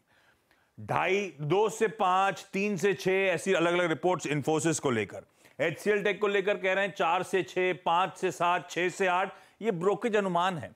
पर हम मान के चल रहे हैं कि FY25 की शुरुआत हो सकता है आईटी कंपनीज कॉशियस नोट पे करें। तो इन्फी के लिए 2 से 5 पकड़िए जो शायद लार्जली बाजार प्राइसिंग कर रहा है, किसी HCL टेक के लिए 5 से 7% के आसपास होपफुली स्ट्रीट प्राइसिंग करके चल रहा है। पर ध्यान रखिएगा एक्सेंचर का डिसअपॉइंटमेंट था और जिस तरह से ये क्वार्टर पैन आउट हुआ है लगता नहीं है कोई मटीरियल इंप्रूवमेंट होगा। हां FY25 FY24 से बेहतर जरूर हो सकता है, पर बहुत ज्यादा इंप्रूवमेंट या ऐसा कोई इंकरेजिंग इनफ इंप्रूवमेंट आप एक्सपेक्ट ना ही करें तो बेहतर होगा। तो बे आशीष ने आपको बताया कि क्या एक्सपेक्टेशन है, लेकिन यतिन भी आ गया और I was a little surprise कि यतिन फिर क्या जोड़ना चाहते हैं? हम तो बैक बेंचर्स की एक्सपेक्टेशन लेके आए हैं जो बाजार एक्सपेक्ट करना चाहता है। हाँ, चौक फेंकते रहते हैं और वो जो उनकी आदत होती है ना वो टोपी में से रैबिट निकालते हैं, है ना। तो इंडियन जो स्टूडेंट्स हैं वो तो ट्यूबलाइट भी तोड़ते हैं, चौक भी मारते हैं, पंखों को भी मोड़ते हैं, पंखों को भी मोड़ते हैं। लेकिन जैसे आशीष ने कहा ऑब्वियसली पता है हमारा ऑल बॉयज स्कूल था, हम पंखों को मोड़ते नहीं थे। कुछ टीचर्स अगर स्टूडेंट को अच्छी लग जाती तो पंखों पे गुलाब की पंखड़ियां रख दी जाती। वाह, और गर्मी में सब बैठे रहते थे कि टीचर आएंगे फैन ऑन करेंगे। आपने फूल की पंखड़ियां रखी ना, कांटे वाटे नहीं रखे थे। अपन तो आगे वाले बैठे, बैक बेंचर थे नहीं। हाँ, तो देखिए बैक बेंचर और एक सरप्राइज हैट के अंदर जो रैबिट की हम लोग बात कर रहे हैं वो ये है कि बायबैक और कैश इन आईटी कंपनियों में भरपूर है। कोविड के पीरियड में भी हमने देखा था कंपनी कैश कंजर्वेशन मोड पे थी, उसके बाद कई सारे बायबैक्स आए। लेकिन इस टाइम Q4 में एक्सपेक्ट क्या कर सकते हैं आप? इन्फोसिस और HCL टेक्नोलॉजीज, ये दोनों ही कंपनी ने बहुत सालों पहले बायबैक किया था और अब स्ट्रीट मान के ये चल रहा है कि क्योंकि Q4 है, नए साल की शुरुआत हो रही है और शायद शेयर होल्डर्स को थोड़ा बहुत पैसा रिवॉर्ड करना चाहिए, तो ये दो कंपनी रेडार पे रखिए बायबैक के लिहाज से। इन्फोसिस की बात करें तो थर्ड क्वार्टर एंड में यानी 31 दिसंबर को इनकी कैश ऑन बुक्स थी लगभग 32,500 करोड़ रुपए। HCL के पास कैश है लगभग 22,000 करोड़ रुपए का। और अगर हम इन्फोसिस की बात करें तो लास्ट बायबैक था दिसंबर 2022 में, तो लगभग 2 साल से ज्यादा हो गए यहाँ। HCL टेक्नोलॉजीज की बात करें तो इनका बायबैक 2018 में था 4,000 करोड़ रुपए का, जो 1,100 रुपए पर शेयर के हिसाब से वो लेके आए थे। तो 2008 की बात करें तो 6 साल पहले इन्होंने बायबैक किया। तो स्ट्रीट का एक्सपेक्टेशन ये है, ऑब्वियसली न्यूज स्पेकुलेटिव है, आपको अपना ड्यू डिलिजेंस करना होगा, लेकिन हाँ द मोस्ट प्रोबेबल कैंडिडेट्स ये टाइम जो अच्छा बायबैक कर सकती हैं वो है इन्फोसिस और HCL technologies, purely on the basis के बहुत सालों पहले बायबैक हुआ था और कैश ऑन बैलेंस शीट भी है। जोकर इन द पैक हो सकता है TCS। देखिए TCS ने ऑलरेडी एक बायबैक किया था। कब बायबैक किया था? दिसंबर 2023 में कंप्लीट हुआ था, 4150 में टेंडर बायबैक था ये। लेकिन अगर हम बात करें टाटा सन्स की तो आपको अगर ध्यान हो तो थोड़े दिनों पहले ही टाटा सन्स ने ब्लॉक डील के जरिए TCS के शेयर्स बेचे। जाहिर सी बात है इनको सेमीकंडक्टर बिजनेस में आना है। 2-3 नए बड़े प्लान्स टाटा सन्स ने अपने ग्रुप लेवल पे प्लान करके रखे, जिसके कारण कैश की रिक्वायरमेंट अच्छी है। और अगर हम TCS की बात करें तो इनके पास लगभग 45,000 करोड़ रुपए का कैश अभी भी बैलेंस शीट पे पड़ा हुआ है। सबसे बड़ा कैश आईटी कंपनी में अगर किसी के पास हो तो वो TCS के पास है। तो यहाँ आप एक्सपेक्ट कर सकते हैं हेल्दी डिविडेंड पे आउट भी हो सकता है, क्योंकि शायद ये टाटा सन्स को फायदा करता हुआ नजर पड़े। तो ओवरऑल एक्सपेक्ट कर सकते हैं TCS, इन्फोसिस और HCL टेक्नोलॉजीज में कुछ ना कुछ बढ़िया कॉर्पोरेट एक्शन हो जाए। तो इन्फी और HCL टेक में बढ़िया कॉर्पोरेट एक्शन का भी इंतजार रहेगा। लेकिन देखिए जो पहला पर्चा आएगा वो TCS का ही आने वाला है, तो TCS एग्जैक्टली क्या पोस्ट करेगा आशीष से वो भी समझ लेते हैं। आशीष, जहां तक Q4 यानी कि परसों जो शाम को नतीजा आने वाले बाजार बंद होने के बाद आएंगे उनकी बात है, हम एक्सपेक्ट कर रहे हैं डॉलर आय में 1.5% तिमाही दर तिमाही का इंप्रूवमेंट। रुपए में आय करीब 1.25% के आसपास तो चलेगी, पर ओमकार जैसे तमाम स्ट्रीट के एनालिस्ट जो हैं वो कांस्टेंट करेंसी पे ज्यादा नजर रखते हैं, तो उसमें हम एक्सपेक्ट कर रहे हैं 1.5% के आसपास constant currency Q on Q का जंप। और अगर वाकई 1.5% आ रहा है तो शायद लार्ज पीयर्स जो इसके हैं उसमें सबसे अच्छी परफॉर्मेंस TCS की होगी ग्रोथ के पैमाने पर। उसके पीछे दो रीजन है, एक तो खैर जेनरिक है कि फरलॉज वगैरह का रिवर्सल हो रहा होगा तो सबको फायदा मिलेगा। TCS को एडेड एडवांटेज मिलेगा BSNL के प्रोजेक्ट कंट्रीब्यूशन का। जहां तक मार्जिन की बात है, आप स्क्रीन पे जब आएगा तो उसमें एडजस्टेड मार्जिन चीख के कह रहा है। एडजस्टेड इसीलिए स्पेसिफिकली लिखवाया क्योंकि पिछली बार एपिक के केस के एडजस्टमेंट्स थे, वो एपिक का केस सेटलमेंट का पैसा था, उसको एडजस्ट करूं तो ये है मार्जिन पिछली बार के 25% के। मार्जिन इंप्रूव होंगे 30 बेसिस पॉइंट, और ये back to back third quarter हो जाएगा जब TCS के मार्जिन में आप इंप्रूवमेंट आता हुआ देखेंगे। 100 बेसिस पॉइंट यहां बढ़े, 75 बेसिस पॉइंट यहां बढ़े, उसके बाद 30 बेसिस पॉइंट इस क्वार्टर में इंप्रूवमेंट एक्सपेक्टेड है। तो TCS के नंबर्स तो ठीक ठाक रहेंगे। नजर कहां रहेगी? वही कॉस्ट टेकआउट प्रोजेक्ट्स की कमेंट्री, बैंकिंग वर्टिकल का हाल, वही CY24 के डिस्क्रिशनरी स्पेंड्स को लेकर क्लाइंट्स का किस तरह का आउटलुक आ रहा है, किस तरह के डील विंस ये लोग। पिछले क्वार्टर में सबके डील विंस बहुत गिरे थे सीक्वेंशियली, देखें किस तरह की रिस्पाइट आ रही है नहीं आ रही, वो डील विंस वगैरह सब इंपॉर्टेंट हो जाएगी। सारी चीज़ें हैं जिस पर नजरें रखनी है और काफ़ी मूविंग पार्ट्स हैं कि भारत में डील विंस क्या है, ग्लोबली में भी नॉर्थ अमेरिका है, यूरोप अलग से आप कैटेगरी बांट के देखते हैं। तो ओमकार टंकसाले को जोड़ लेते हैं। शुक्रिया आशीष इस अपडेट के लिए। ओमकार, एक रफ स्केच हमारे सामने आशीष ने पेश कर दिया है, लेकिन वो दो की चीज़ें आपके लिहाज से क्या इंपॉर्टेंट रहेंगी जब हम इन IT कंपनियों के नंबर्स को एनालाइज करने के लिए उतरेंगे? डेफिनेटली डिमांड सिनेरियो कुछ चेंज होते हुए दिख नहीं रहा है ये क्वार्टर्स में तो, और अगले 1-2 क्वार्टर्स में भी शायद से डिमांड टेपिड रह सकता है डिस्क्रिशनरी स्पेंड्स। और लेकिन देखना ये है कि IT कंपनीज 3 वर्टिकल है, BFSI, कम्युनिकेशन एंड हाईटेक, इसमें रिवाइवल की क्या कमेंट्री रहती है FY25 के आउटलुक में, ये कमेंट्री देखना बहुत ज़रूरी होगा। और जो डील्स विल्स हुए वो भी कैसे रैंप अप होते हैं या फिर शेप अप लेते हैं या फिर जेनरेटिव AI की जितने भी केस स्टडीज आ रहे हैं वो रैंप अप होते हुए दिख रहे हैं कि नहीं, उतना एक्चुअल इम्प्लीमेंटेशन कितना आ रहा है, डिप्लॉयमेंट ऑफ द एम्प्लॉई कितना आ रहे हैं, ये देखना वो भी बहुत ज़रूरी पड़ रहा है। क्योंकि आप देखोगे तो एक्सेंचर्स ने भी अभी रिजल्ट्स में डील विंस बहुत अच्छे निकाले, 600 मिलियंस के तो JNAI के डील विंस निकाले हैं। तो डील विंस तो ये क्वार्टर में TCS भी $7 to $9 बिलियन के डील विंस निकाल सकता है, लेकिन रैंप अप होना और कमेंट्री पे होना ये काफ़ी निर्भर करता है आने वाले समय के लिए IT सेक्टर जैसे शेप अप ले सकता है उसके लिए, उसकी वजह से। उनका दरअसल बीते 2 साल में लार्ज कैप IT और मिड कैप IT की प्राइस परफॉर्मेंस में इतना बड़ा डिफरेंशियल हो गया है कि अब हमें दोनों को बाइफरकेट करके पूछना पड़ता है। अगर मैं रेवेन्यू और मार्जिन्स अभी ऊपर से 2 चीज़ें उठाऊं तो आपको लग क्या रहा है? आई मीन बेटर कौन करेगा in terms of revenue and margins, mid cap IT और या फिर लार्ज कैप IT? और आपकी टॉपिक्स इस आधार पे कौन कौन सी रहेंगी मिड कैप और IT में और लार्ज कैप IT में?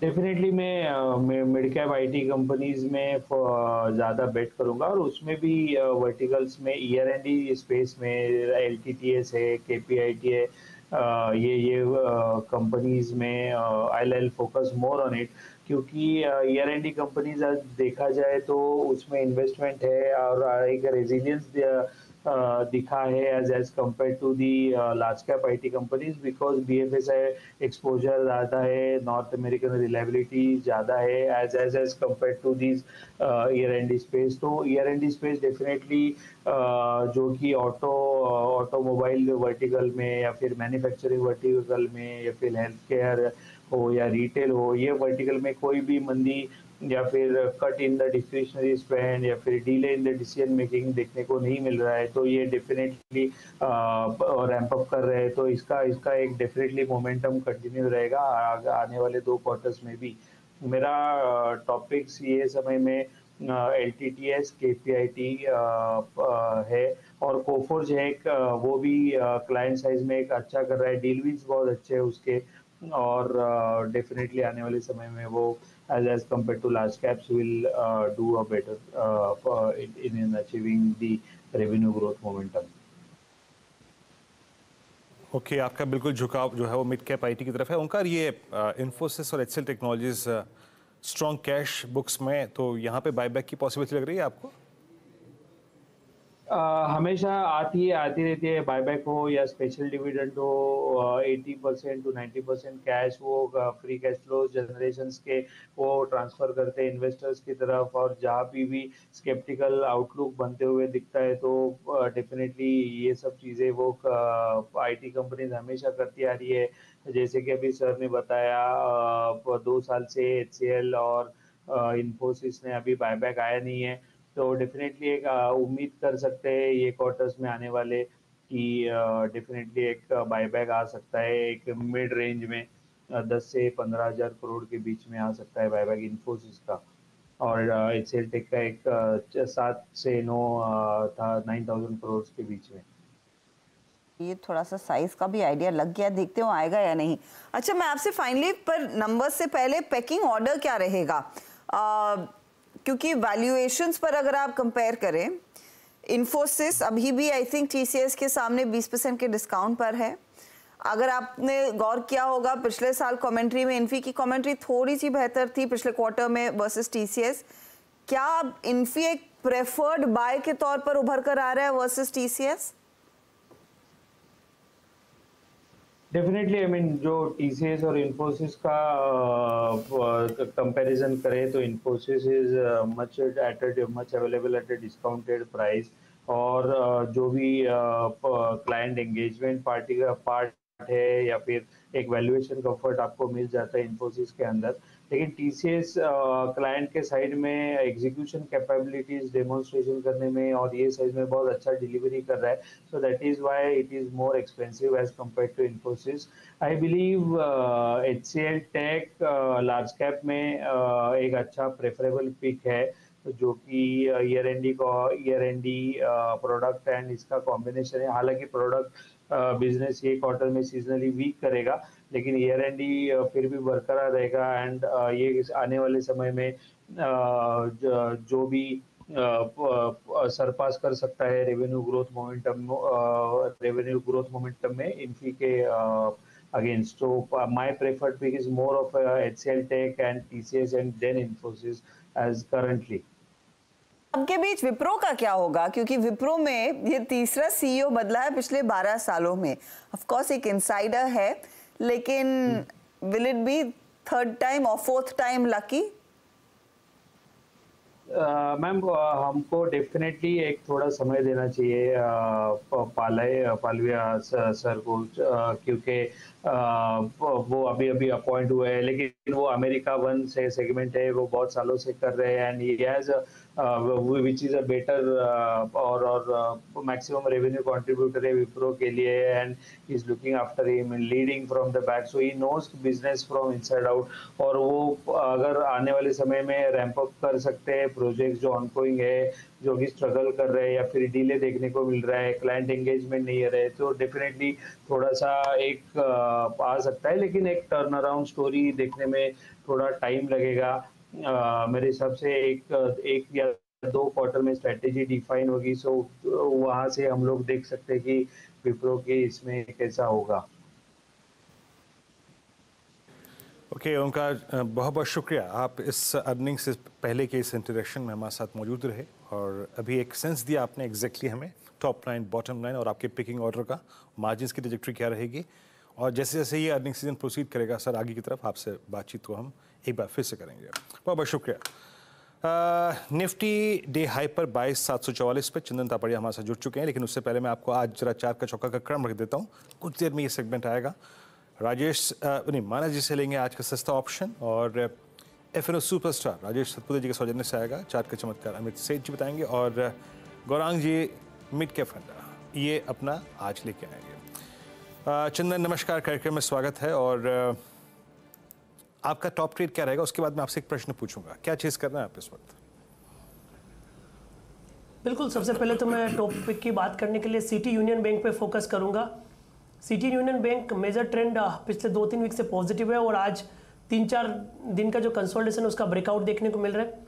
आप देखोगे सेलेक्टिवली बैंकिंग स्टॉक अच्छा मूवमेंट दिखा रहे हैं, चाहे आप केनरा बैंक, एसबीआई, पीएनबी इन सब की बात करें। और सीयूबी का काफ़ी अच्छा सेटअप है और टेक्निकली देखें तो पोल एंड फ्लेग का ब्रेकआउट है। 4 दिनों के स्ट्रगल के बाद 158-57 का लेवल डिसाइसिवली होल्ड कर रहा है। सो 156 के सपोर्ट से सिटी यूनियन बैंक खरीदारी की सलाह देंगे 165-166 के टारगेट के लिए। अच्छा ठीक है, सिटी यूनियन बैंक आपकी कॉल हो गई, आपका ट्रेड 159 रुपये पे। चंदन, इस वक्त अगर मैं थोड़ा सा प्रीएम्प्ट करना है, मान लीजिए एक बार स्क्रीन पे लेके आइए निफ्टी आईटी 35,278 ऑलमोस्ट 10 डेमा को स्ट्राइक करता हुआ, 10 डेमा के ऊपर आता हुआ, 100 डेमा एक अब तक इसका रिवर्सल पॉइंट रहा है जिसको क्रॉस नहीं कर पाया है। चंदन, टीसीएस क्या आपको इस ट्रैजेक्टरी से बाहर निकलने के संकेत दे रहा है क्या? आज फाइनली 20 डेमा टेस्ट किया, हालांकि उसके ऊपर नहीं है। अगर मुझे को टीसीएस एक लीस्ट रिस्क रख के, हालांकि अभी मेरे पास शुक्रवार का सेशन है ट्रेड करने के लिए, अगर ट्रेड करना हो टीसीएस को तो फ्यूचर्स लें किसी एक रीजनेबल स्टॉप लॉस के साथ या फिर किसी स्ट्राइक की कॉल ऑप्शन पर फोकस करें। आपका सेंस सिर्फ प्राइस को देख के क्या कह रहा है? देखिए वीरू, सबसे पहले मेरा ऐसा मानना है कि बैंक निफ्टी में तो काफ़ी हद तक अपना सपोर्ट निफ्टी को किया है और अब आईटी का नंबर होगा जो निफ्टी को 23,000 के पार करवाएगा। सबसे पहले निफ्टी आईटी की मैं बात करूं तो निफ्टी आईटी में 12 दिन का कंसोलिडेशन कंप्लीट हुआ है और कल किसी हालत में यहाँ पे ब्रेकआउट होना चाहिए और मैकेनिकल इंडिकेटर्स भी ऑलमोस्ट यही इंडिकेट कर रहे हैं और इवन गेन फैन और गेन चैनल देखें तो यहाँ पे बॉटम आउट के प्रोसेस बन रहे हैं। जिस हिसाब से केमिकल में शॉर्ट कवरिंग हुई उसी तरह से आईटी में बॉटम आउट होकर थोड़ी शॉर्ट कवरिंग बननी चाहिए। अब यहाँ पे बाकी सारे आईटी के नाम देखें तो टीसीएस और इन्फोसिस है जो दिग्गज नाम रहेंगे और ये चलने से ही वहाँ पे मूवमेंट बनेगा। तो इन्फोसिस तो ऑलरेडी इसने इंडिकेशन दे दिया कि बॉटम आउट प्रोसेस बन चुके हैं क्योंकि यहाँ पे बुलिश डाइवर्जेंस मैकेनिकल इंडिकेटर में बन रहा है। अब टीसीएस की बात करें तो टीसीएस में भी अर्ली साइन है और 4 दिनों से 50 डेमा के आसपास स्ट्रगल कर रहा है। मेरा ऐसा मानना है कि यहाँ पे पोजीशन ली जा सकती है। 3,880 का सपोर्ट रहेगा, ऊपर में 4120 के टारगेट के लिए। किसी को ऑप्शंस में ट्रेड करना है तो मैं यहाँ पे एट द मनी ऑप्शंस की तरफ फोकस कर सकता हूँ। यहाँ पे 3,960 की कॉल देखूँ तो लगभग ये 95 रुपये के आसपास कॉल चल रही है। मैं नोटिस कर रहा हूँ कि स्टॉक कंसोलिडेट हो रहा है, प्राइस होल्ड किए जा रहे हैं। 100 के ऊपर होते हैं या तो मोमेंटम बन जाएगा बट मौजूदा लेवल पे ली जा सकती है। 95 रुपीज़ के आसपास ये कॉल चल रही है। 75 का स्टॉप लॉस लगाना चाहिए 135-40 के टारगेट के लिए। टीसीएस 3,960 की कॉल 3960 की कॉल लेकर चले। ये आपके लिए टीसीएस पर एक पर्सपेक्टिव है इस समय जो चंदन दे रहे हैं। चंदन, ये आप फ्राइडे शाम तक होल्ड करने की सलाह देंगे, करेक्ट, या उसके बियॉन्ड भी? बिल्कुल, विद द व्यू कि अब शॉर्ट कवरिंग ट्रिगर आएगा तो आईटी में आएगा क्योंकि जिस हिसाब से निफ्टी स्ट्रगल कर रहा है फिर भी हर बार नए हाई बनाते जा रहा है। बैंक निफ्टी सपोर्ट करने लग गया तो वही सेक्टर उभर के आएगा जहां पे शॉर्ट कवरिंग या जहां पे बॉटम बन रहा है। तो इसके लिए यहाँ पे टीसीएस की इस ट्रेड को 2 दिन के लिए आप कैरी कर सकते हो, वहां पे आपको टारगेट मिलते हुए नजर आने चाहिए। चलिए आप 4 का चौका की तरफ बढ़ते हैं। पहला ट्रेड सस्ता ऑप्शन का मानस से लेंगे। मानस बताइए। तो देखिए आयशर मोटर्स पे खरीदारी करने की राय रहेगी। आयशर मोटर्स पहले से ही स्ट्रांग था लेकिन आज एक फ्रेश ब्रेकआउट है, इसलिए आयशर मोटर्स के 4350 के कॉल ऑप्शन में खरीदारी करके चलनी है। 88 रुपीज के आसपास का भाव चल रहा है, करंट लेवल्स पे खरीदारी करिए आयशर मोटर्स के 4350 के कॉल ऑप्शन में। 59 रुपीज का आपको स्टॉप लॉस लगाना है और 150 रुपए के टारगेट सेट करने हैं। ओके, तो आपका यहाँ पे ट्रेड हो गया आयशर मोटर्स। राजेश सतपुते जी, आपका ट्रेड? वीरेंद्र जी देखिए मेरी नजर है वीरेंद्र जी देखिए मेरी नजर है फेडरल बैंक पे। एक क्लियर ब्रेकआउट है और जो प्राइस पैटर्न हम देख रहे हैं that's inverted head and shoulder price formation जिसका ब्रेकआउट यानी निकलाइन लेवल करीबन 157 था तो 157 के निकलाइन के हिसाब से अगर सोचे तो 155 का स्टॉप लॉस होगा फेडरल बैंक का। इसका इमीडिएट टारगेट होगा 166 का, लेकिन अगर कोई इसे वक्त दे तो प्रोबेबली 175 प्लस जाएगा पोजिशनली। तो यहाँ पे federal bank is a swing trade भी यहाँ पे बन रहा है और पोजिशनल ट्रेड भी अनफोल्ड हो रहा है। फेडरल बैंक में एक ट्रेड तगड़ा बना है। अमित, आपका ट्रेड क्या रहेगा चार्ट का चमत्कार? जी हर्षिता मैम, मेरे ख्याल से आज हमें फाइनली आईटीसी पे थोड़ा ध्यान देना चाहिए। आईटीसी फाइनली एक अपने 430 435 के लेवल के ऊपर फाइनली ट्रेड कर रहा है। रिसेंटली हमने देखा कि स्टॉक ने कम से कम 3 बार अटेम्प्ट किया 200 एमआ पे, और जो उसके बाद जो पुल बैक आया वो काफी शैलो थे and they all created higher lows. तो अब फाइनली लगता है कि जो बेस बना है लगभग 420 से 430 के लेवल में अब स्टॉक एक अपमूव के लिए रेडी है। 436 के लगभग इसका प्राइस है। 429 का स्टॉप लॉस रहेगा, पहला टारगेट रहेगा 446 and second will be 450। Okay, ITC 436 पे याद रखिएगा। आईटीसी का ये बेहद ही शानदार प्राइस परफॉर्मेंस फाइनली निकला और ये क्लोज अगर आता है तो अब all moving averages ITC close होगा। गौरांग जी के पास चलते हैं। गौरांग जी बताइए क्या मिड कैप इंडेक्स पिक करेंगे आप? वीरेंद्र जी, अभी कुछ समय पहले ही आईटी क्षेत्र को लेकर के काफी विश्लेषण हुआ। हमारे मित्र ने भी काफी कुछ, आशीष वर्मा जी ने काफी कुछ बताया और काफी कुछ दिग्गज और मझौली आईटी क्षेत्र के कंपनी के नाम लिए गए, लेकिन एक नाम जो मुझे सुनने में नहीं आया वो है एम्फेसिस बीएफएल। इस मझौली क्षेत्र की आईटी कंपनी, और नतीजों को लेकर के तीसरी तिमाही में थोड़ा बहुत दबाव बिल्कुल था, लेकिन ऐसा भी नहीं है कि वहां से उभर नहीं सकता है स्टॉक। तो हमें लग रहा है कि अगर थोड़े बहुत सकारात्मक अंदेशे आईटी क्षेत्र से मिल गए या फिर इस कंपनी ने आंकड़ों को लेकर के थोड़े बहुत और सराहनाजनक आंकड़े लेकर के आए, तो लंबी अवधि के लिए हमने करीबन 2600 के पार के लक्ष्यांक निर्धारित किए हैं। ये अब तक जो हमने नतीजे देखे हैं उसके आधार पर अगर चौथी तिमाही में या फिर इस वित्तीय वर्ष में सुधार होता है तो इस लक्ष्यांक को हम ऊपर की तरफ सामने। ओके, एम्फेसिस 2444 पे आपका ये बाय कॉल है, पसंदीदा फंड मिड कैप फंड। आप 4 ट्रेड्स आपकी स्क्रीन पे आए और एक एक करके वो चारों के चारों ट्रेड्स मैं स्क्रीन पे रखता हूँ। मानस जिसे हमने शुरुआत करी और आयशर मोटर्स की 450 की call for a possible target of 150, 59 का स्टॉप लॉस। राजेश सतपुते जी ने जो ट्रेड पिक किया वो था फेडरल बैंक 166 175 के लक्ष्य के लिए, और अमित सेठ जी ने आईटीसी पे फोकस किया और गौरांग जी ने आज एम्फेसिस पे फोकस किया। याद रहता है मेरे को, ऐसी बात नहीं है, और सारे ट्रेड एकदम जहन में थे।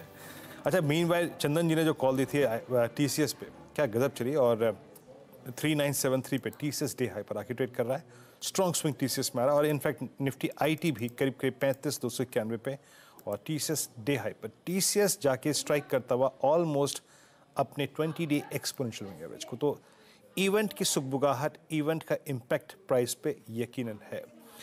मीनवाइल कुछ और चीज़ें जो अच्छा कर रही हैं स्क्रीन पर और मूव अच्छा दे रही हैं, उसमें एक बार आप कोल इंडिया लेके आइए 3.25% ऊपर 358 के स्तर पे, 458 के स्तर पे एक क्लियर कट ब्रेकआउट है। चंदन, मैं आपके पास एक बार फिर से आऊँगा, थोड़ा डिस्कशन आपसे करते हैं।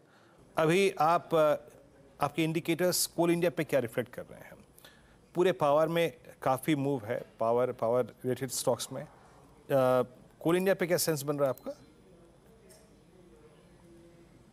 बिल्कुल वीरू, कोल इंडिया पे पॉजिटिव प्राइस ट्रिगर है और कोल इंडिया देखिए तो कहीं ना कहीं बीटीएसटी और 1-2 दिन के कैरी का ट्रेड सेटअप भी बन रहा है।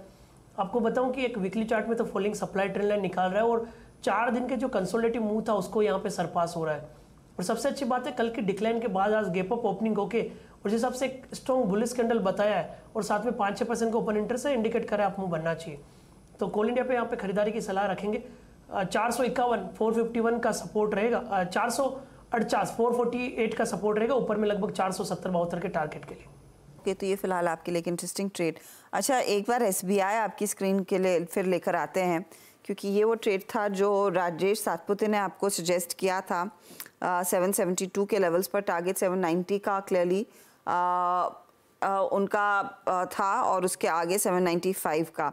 राजेश जी बताइए, ये नियरली अच्छी खासी तेजी, एक बार इंट्राडे चार्ट दिखाएंगे प्लीज डायरेक्टर साहब। ये तो टारगेट स्टॉप लॉस हमने देख लिया, मोमेंटम आया, स्पाइक आया इस पर्टिकुलर काउंटर में, 780 तक गया था ये और उसके बाद इस समय 777 पर ट्रेड कर रहा है। राइड कर रहे हैं इस ट्रेड को ना आप ये, या फिर क्या क्या इरादा क्या है?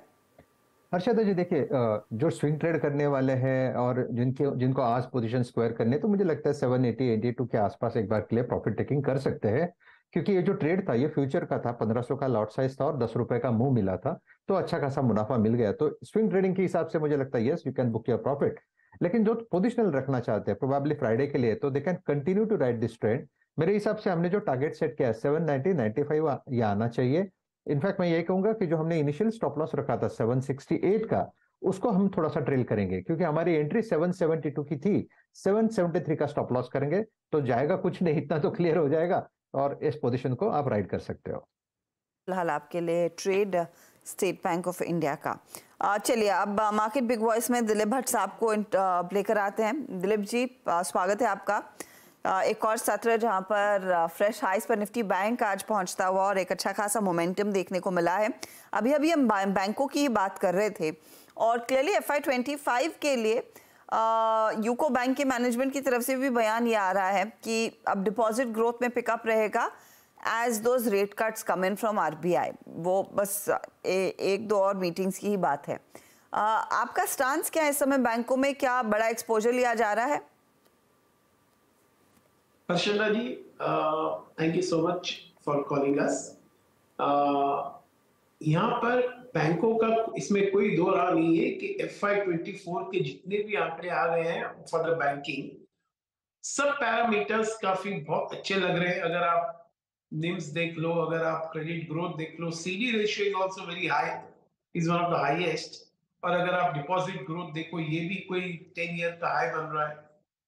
मुझे लगता है शायद ये सब पैरामीटर्स को देखते हुए ऐसा लगता है कि the momentum will continue, but somewhere this particular thing appears to have peaked out in some way। और शायद थोड़ा बहुत दो तीन चैलेंजेस जो हम देख रहे हैं बैंकिंग सेक्टर में, जैसे कि CD रेशियो जो इतना हाई है, और अगर डिपॉजिट ग्रोथ में कोई थोड़ी बहुत नरमी आ जाती है, तो मुझे लगता है शायद बैंकों को दिक्कत जरूर आएगी। Probably they'll have to raise some fresh equity without any doubt on that। और अगर हम दिलीप सर 2 मिनट के लिए रुकना चाहूंगा सर आपको मैं। दिलीप सर आप आए, बाहर आई, निफ्टी ने लगाया नया हाई और आप देखिए आपकी स्क्रीन पे इट्स 22767, निफ्टी शिखर पे, ऑल टाइम हाई पे, जिसके मैं कह रहा था कि please keep an I on 22765। वो आएगा और आएगा और वो आ चुका है। 96 की पॉसिबिलिटी मेरे को लग रही है, एक स्विंग, क्योंकि आप 2 बजे जब एंटर कर रहे थे इस कार्यक्रम में तो आप 22700 के इस वीक कॉल राइटर के जोन में आप एंटर कर चुके थे।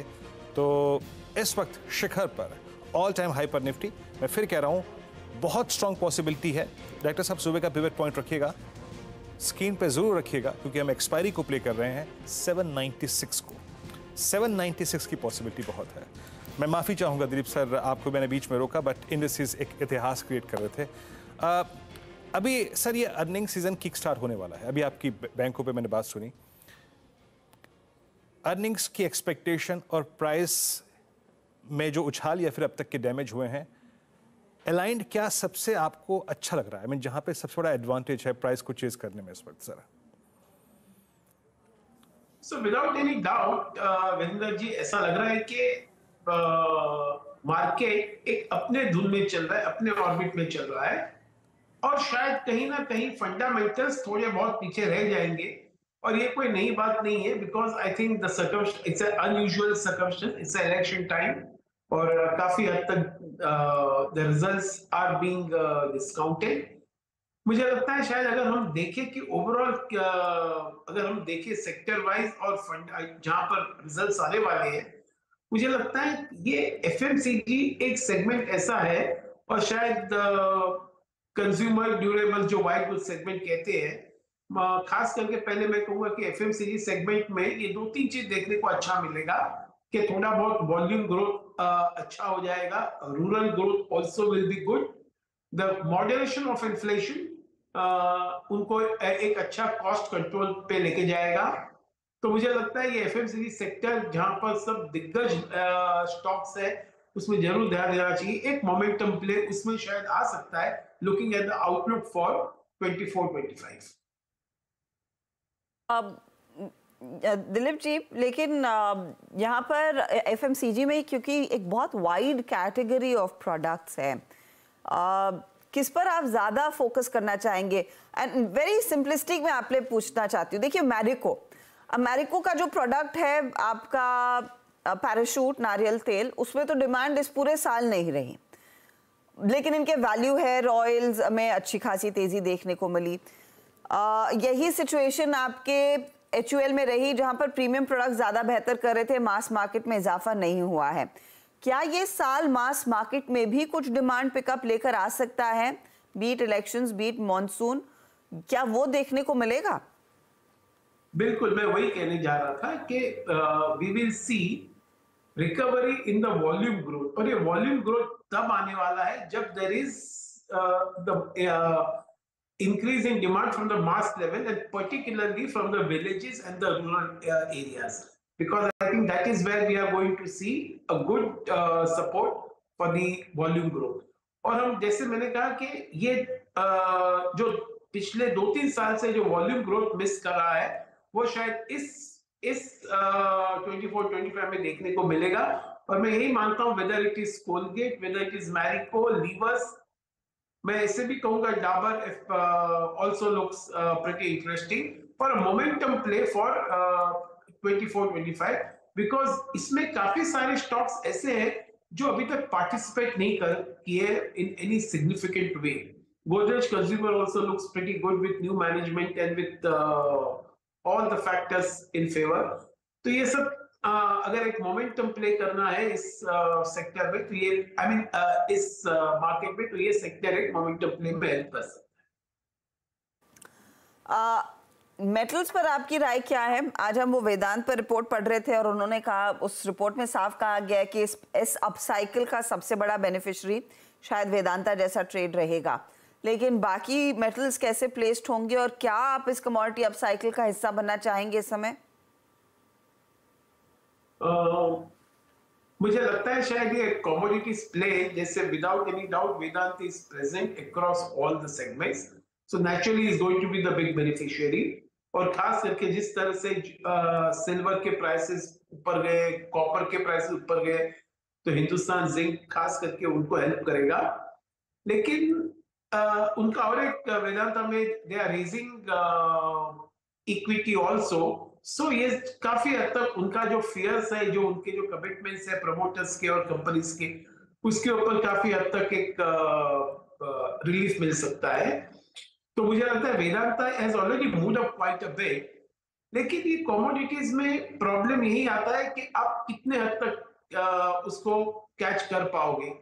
ऑफ कोर्स, और एक यहाँ से 5 to 7% मूवमेंट, 5 to 10% मूवमेंट आ सकता है some of the stocks like coal India ले लो, आप NMDC ले लो, बिल्कुल आ सकता है, और स्टील सेक्टर में। लेकिन यहाँ से इसको आप पकड़ के आप सही हिसाब से आप इसको खेल पाएंगे, I am not too sure, which we are never been very successful. तो मुझे लगता है commodities are a good momentum play at the moment, but काफी हद तक प्ले कर चुका है, and one has to be careful, very difficult to take a long term call on any of these commodities. Dilip sir, हाल फिलहाल में कहीं पर घूमने गए थे आप, विदेश यात्रा या फिर भारत में कहीं यात्रा पर्यटन के उद्देश्य से? क्यों आप इस तरह से क्यों बोल रहे हैं? नहीं, मैं पूछ रहा हूँ सर, अभी हाल फिलहाल में कहाँ घूमने गए थे? और अल्टीमेटली मेरा प्रश्न जो है वो केंद्रित है होटल्स पे, एविएशन पे। अभी प्रिफर्ड क्या है आपका यहाँ पर? मुझे लगता है कि डोमेस्टिक टूरिज्म और इवन आउटबाउंड टूरिज्म काफी अच्छा रहेगा, विदाउट एनी डाउट। बट मैं एक यही मानता हूँ कि अगर हम विदेश में भी जाते हैं, अगर एक हांगकांग में चले जाओ, लंदन में चले जाओ, दुबई तो खैर, या फिर फार ईस्ट में चले जाओ, कहीं पर भी मंदी तो नजर नहीं आती है। लोग, tourist just flock at all these places, we see a lot of people। और उसी तरह से डोमेस्टिक में भी देखो, अगर आप के जिस तरह से fare rates, air fares are moving और अवेलेबिलिटी, इवन होटल्स के rates are also pretty firm. तो मुझे लगता है ये एक मोमेंटम जो बिल्ड हुआ है, शायद और एक 1.5-2 years शायद चल सकता है। लेकिन ये बात को नहीं भूलना चाहिए कि जिस तरह से रूम एडिशन हो रहे हैं, you know, all the frontline hotel companies are either taking over some of the existing hotels, converting it, increasing their room capacity. Somewhere that will come into play maybe after 1.5 years, because room addition is also becoming very significant. तो hotel industry में हमारा ध्यान अभी भी बहुत अच्छा है कि यहाँ से भी एक आपको 20% रिटर्न मिल सकता है, बिल्कुल मिल सकता है, without any doubt, and one should play this. Even एक थॉमस कुक है, वो भी काफी ठीक लग रहा है कि यहाँ से भी एक अच्छा रिटर्न दे सकता है। तो ये industry looks pretty good, and even in the aviation industry also जो इसको सपोर्ट कर रहा है, मुझे लगता है वो भी काफी यहाँ पर भी एक और मोमेंटम मेंटेन कर सकता है। मैं आपकी राय ये सोने की कीमतें जिस तरह से आसमान छू रही है उस पर लेना चाहूंगी। अभी अभी एक अपडेट आ रहा है ब्लूमबर्ग के हवाले से कि शंघाई में गोल्ड और क्रूड ऑयल फ्यूचर्स पर ट्रेड लिमिट लगाई है, and I don't remember the last time किसी बड़े एक्सचेंज ने इन कमोडिटीज पर एक्शन लिया हो। लेकिन जिस तरह से गोल्ड के प्राइसेस स्पाइक कर रहे हैं, क्या वहां पर इस समय पैसे लगाने के बारे में आप लोग सोच रहे हैं क्या वाया ETF? दूसरा, how does it play out for players like Titan etcetera? So मेरा यही मानना है कि the precious metals, gold and silver, अपने एक पार्ट ऑफ द पोर्टफोलियो जरूर होना चाहिए। और जिस तरह से हम देख रहे हैं कि ओवरऑल जो डायनामिक्स, द ग्लोबल सिचुएशन, और जिस तरह से जो बार बार जो वार्निंग्स आ रहे हैं यूएसए से कि शायद डॉलर टिक नहीं पाएगा, ये तो of course we have heard 1 trillion times before the warnings on dollar collapsing, which has not happened, also may not happen immediately or may happen very gradually. लेकिन कंक्लूजन अगर हम निकाले तो ऐसा लग रहा है कि इसको एक थोड़ा बहुत ये सब वातावरण थोड़ा बहुत अनसर्टेनिटी दे देता है, और यही अनसर्टेनिटी को अगर हम ध्यान में रखें तो gold should be a part of your portfolio. I think 10 to 15% should be allocated to gold, without any doubt, even to silver. तो मैं यही मानूंगा कि this can still give a good return, at the same time can give you a good support. और हम देख रहे हैं कि central banks all over the world are also building up the reserves on gold. अगर हम Titan की बात करें, मुझे लगता है शायद Titan is one of the few players which will really stand out very well, because as the gold price keeps on rising, they will continue to benefit in so many different ways, though not in a very obvious way। जो हम सोच रहे हैं कि gold price बढ़ेंगे तो उनको stock profit होगा, वो बहुत नॉमिनल होगा उनको, लेकिन demand for gold and their jewellery continues to be very good. अगर हम देखें उनके other segments, they are showing a very very muted growth, whether it is watches, whether it is eyewear, the rest of the things are growing very slowly, लेकिन jewellery segment एक बहुत अच्छा movement बता रहा है। तो मुझे लगता है शायद टाइटन यहाँ से भी one should hold on, though I may not be in a mood to make fresh investments at the current levels.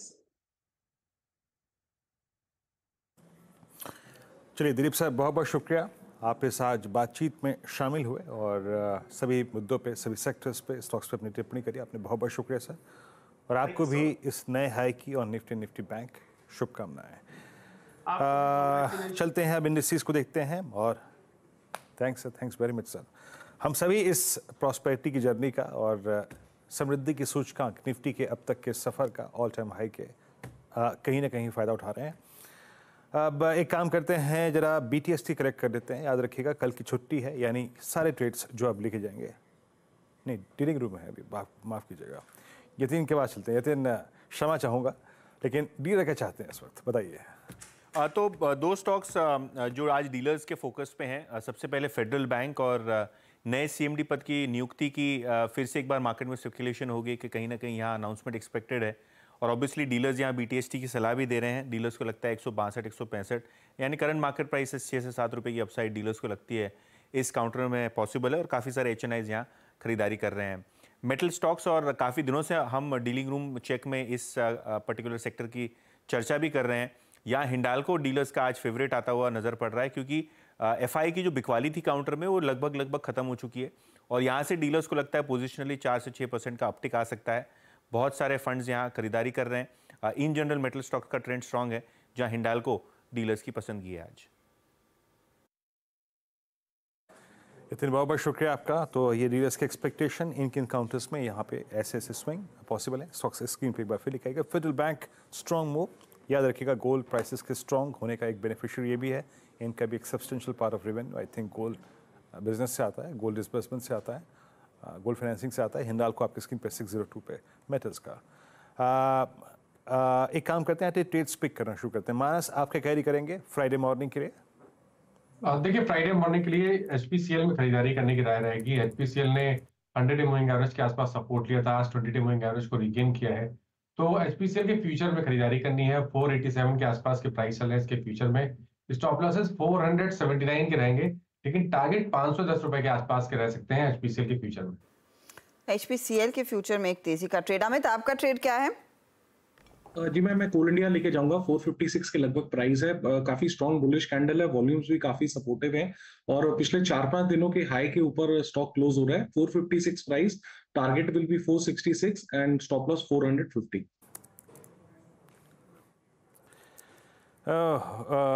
Coal India 456। Chandan आपका ट्रेड क्या रहेगा? बिल्कुल, देखिए मैं फोकस करूंगा इंडिगो।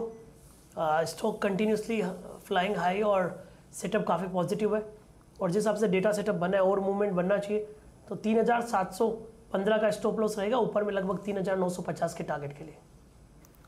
ओके, तो इंटरग्लोब एविएशन में एक मौका तेजी का। राजेश सातपुते आपका trade?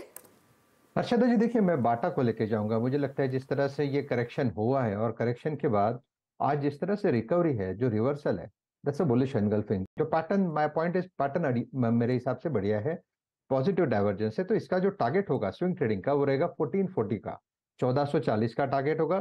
So it's a buy about 1380, stop loss will be at 1365। Okay, तो टेक्निकल कॉल्स यहाँ पे सारी पूरी हो गई। गौरांग जी आपके कैरी करेंगे, मतलब not exactly short term trade, BTSC trade नहीं, लेकिन फिर भी शॉर्ट टर्म अपॉर्चुनिटी सर।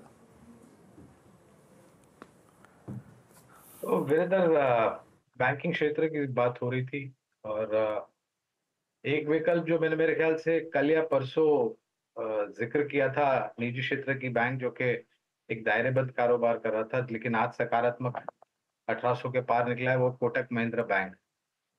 इसी पर ही मैं हमारा आकलन और अनुमान ये कहता है कि चौथी तिमाही के नतीजे शायद थोड़े बहुत सहारा दे सकता है इसको ऊपर की तरफ उभरने के लिए। ओके, कॉल्स पूरी हुई यहाँ पे। Kotak Mahindra bank last call थी, फंडामेंटल कॉल। याद रखिएगा ये बीटीएससी ट्रेड का स्वरूप नहीं है कोई, ये थोड़ा सा आपको समय देना पड़ेगा।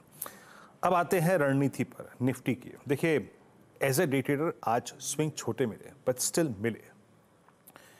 इस दिन की कुछ सीमाएं थी, मतलब कुछ लिमिटेशंस थी, क्योंकि हम एक्सपायरी डे में ट्रेड कर रहे थे और वो भी दो इंडेक्स के साथ साथ। तो निफ्टी ने जितने पोटेंशियल्स थे उतना स्विंग दे दिया।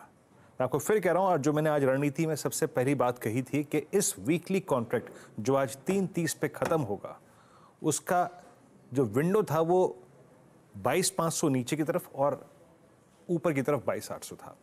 तो बेस्ट जो दे सकता था इस वीकली कॉन्ट्रैक्ट ने दे दिया। 827 के ऊपर का ये बाजार अभी था ही नहीं।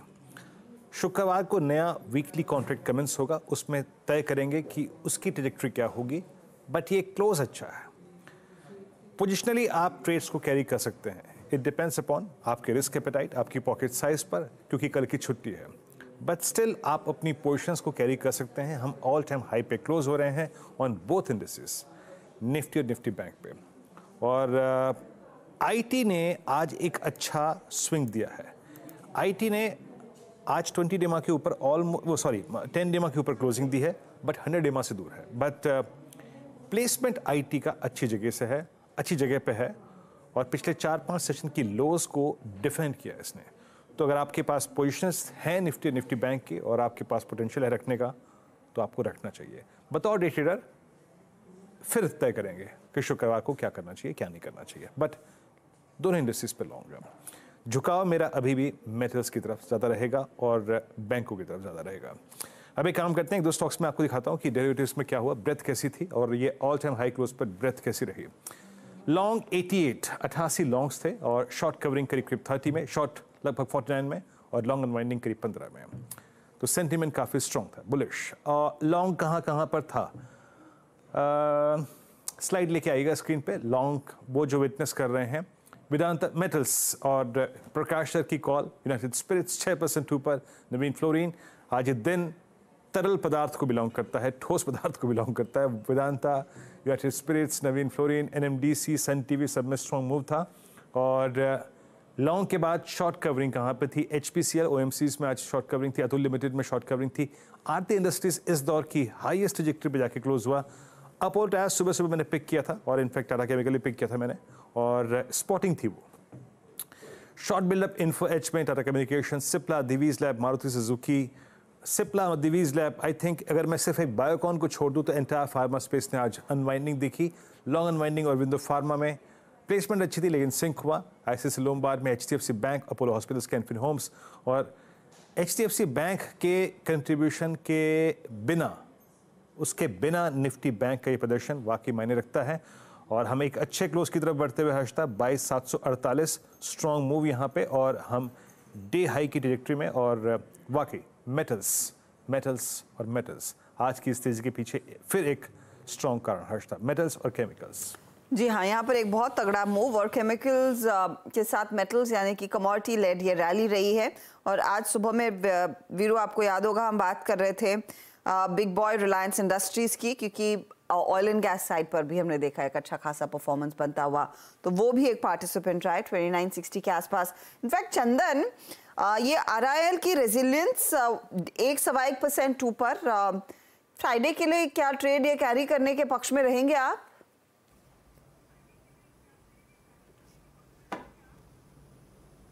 हाँ, मेरे हिसाब से यहाँ पे पोजीशन ली जा सकती है, जिस हिसाब से सेटअप बना है, मूवमेंट बनना चाहिए। और ओवरऑल मार्केट यहाँ पे होल्ड कर रहा है, इसके लिए यहाँ पे बाइंग इंटरेस्ट बनना चाहिए, तो कैरी किया जा सकता है। अभी भी ऊपर के लेवल में 3-4% के स्विंग बनने चाहिए। 3-4% के स्विंग के लिए एक मौका यहाँ पर बन रहा है। अच्छा मानस, एक बार जोमेटो पर नजर डालेंगे, क्योंकि ये 198 पर क्लोज दिखा रहा है, एकदम पीक पर बंद होता हुआ ये काउंटर आज। यहाँ से कितनी और तेजी के दरवाजे खुलने के चांसेस हैं? तो देखिए, क्लोजिंग तो बहुत ही स्ट्रांग है और ऑलरेडी हम हाई टॉप साइड बटन बनते हुए देख रहे हैं। वीकली चार्ट पे अभी 2 हफ्ते पहले ही हमने ब्रेकआउट देखा है। मेरे ख्याल से ये जो हाई टॉप साइड बटन का ट्रेंड है ये कंटिन्यू हो सकता है। अगर हम केवल ट्रेडिंग के तौर पे बात करें, 1 से 2 हफ्ते की बात करें, तो शायद 210 रुपए तक के टारगेट्स पॉसिबल है। तो अगर लॉन्ग पोजीशन किसी ने बना के रखी है तो बिल्कुल होल्ड करिए। स्टॉप लॉसेस 189 के रहेंगे। 89 के स्टॉप लॉसेस के साथ वो लॉन्ग की पोजीशन आपने होल्ड करनी है। ये एक काउंटर रहेगा जो स्टेडी रह सकता है। ऐसा ही व्यू इनफैक्ट एक बार पीबी फिनटेक पर भी ले लेते हैं, फिर बैन अपडेट और क्लोजिंग की तरफ बढ़ेंगे। 1345 पर अमित पीबी फिनटेक आज का क्लोज दिखाता हुआ, हालांकि आज सुबह में इससे ज्यादा की तेजी दिखा चुका है स्टॉक। जी मैम, अगर पोजीशन है तो बने रहना चाहिए। स्टॉप लॉस उसका रहेगा लगभग 1320 का, और ऊपर में 1400 तक के टारगेट्स पॉसिबल हैं। फ्रेश पोजीशन अभी नहीं लूंगा क्योंकि स्टॉक काफी एक्सटेंडेड है। कोई पुल बैक आए तो बाय ऑन डिप्स यहाँ पे डिप्लॉय किया जा सकता है। पुल बैक में बाय ऑन डिप्स का ट्रेड, और अगर आपके पास है तो होल्ड कीजिएगा, राइड कीजिएगा उस ट्रेंड को। चलिए अब बैन अपडेट की तरफ जाएंगे। याद रखिएगा आज इस हफ्ते की वीकली एक्सपायरी है, क्योंकि कल हम थर्सडे को कारोबार के लिए नहीं आएंगे, ईद की छुट्टी होगी, उस लिहाज से कल मार्केट बंद है। बलरामपुर चीनी इस बीच बैन में जाने की तैयारी करता हुआ, नैल्को बैन में जाने की तैयारी करता हुआ, और पीएल में भी इतनी पोजीशन बढ़ गई है कि वो भी बैन में जा सकता है। लेकिन बंधन और वोडाफोन दरअसल बैन से बाहर निकलने की पूरी संभावना है। और वोडाफोन में हमने देखा है एक अच्छा खासा कूल ऑफ नजर आया। आज एक रिपोर्ट के बल पर स्टॉक टूटा भी था, ऊपरी लेवल से मुनाफा वसूली देखने को मिली थी, तो यहाँ पर पोजीशंस कुछ कूल ऑफ होती हुई दिखाई जरूर दी हैं। ये वो ट्रेड्स हैं जो आप बैन के से बाहर निकलते हुए देखेंगे, और जो कुछ बैन की सूची का हिस्सा जरूर बनेंगे। कोल इंडिया आज का टॉप गेनर रहा है। इनफैक्ट मानस, बीपी आपने एचपीसीएल कहा था ना, बीपीसीएल में भी क्या उतनी तेजी है? क्योंकि ये भी देखिए 3.5% के गेन्स पर जाकर क्लोज दिखा रहा है। देखिए, तीनों ऑयल मार्केटिंग कंपनीज की बात करें तो एचपीसीएल सबसे बेहतरीन है, लेकिन बीपीसीएल में भी स्टॉक ने 20 डे मूविंग एवरेज को रीगेन किया है। तो आई थिंक यहाँ पर भी एक अपॉर्चुनिटी जरूर दिखती है। 599 के स्टॉप लॉस से बीपीसीएल में भी खरीदारी कर सकते हैं। आई थिंक ऊपर की तरफ 620 तक के टारगेट्स पॉसिबल है बीपीसीएल।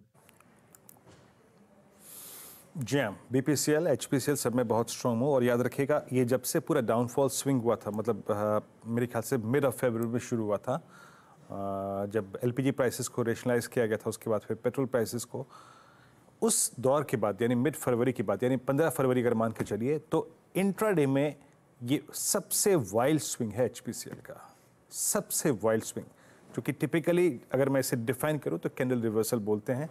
मतलब एक ही दिन में प्राइस पलट गया, लास्ट सेशन को कवर कर लिया और साथ ही साथ लगभग अपने साथ इसने 3 एवरेज को कवर कर लिया।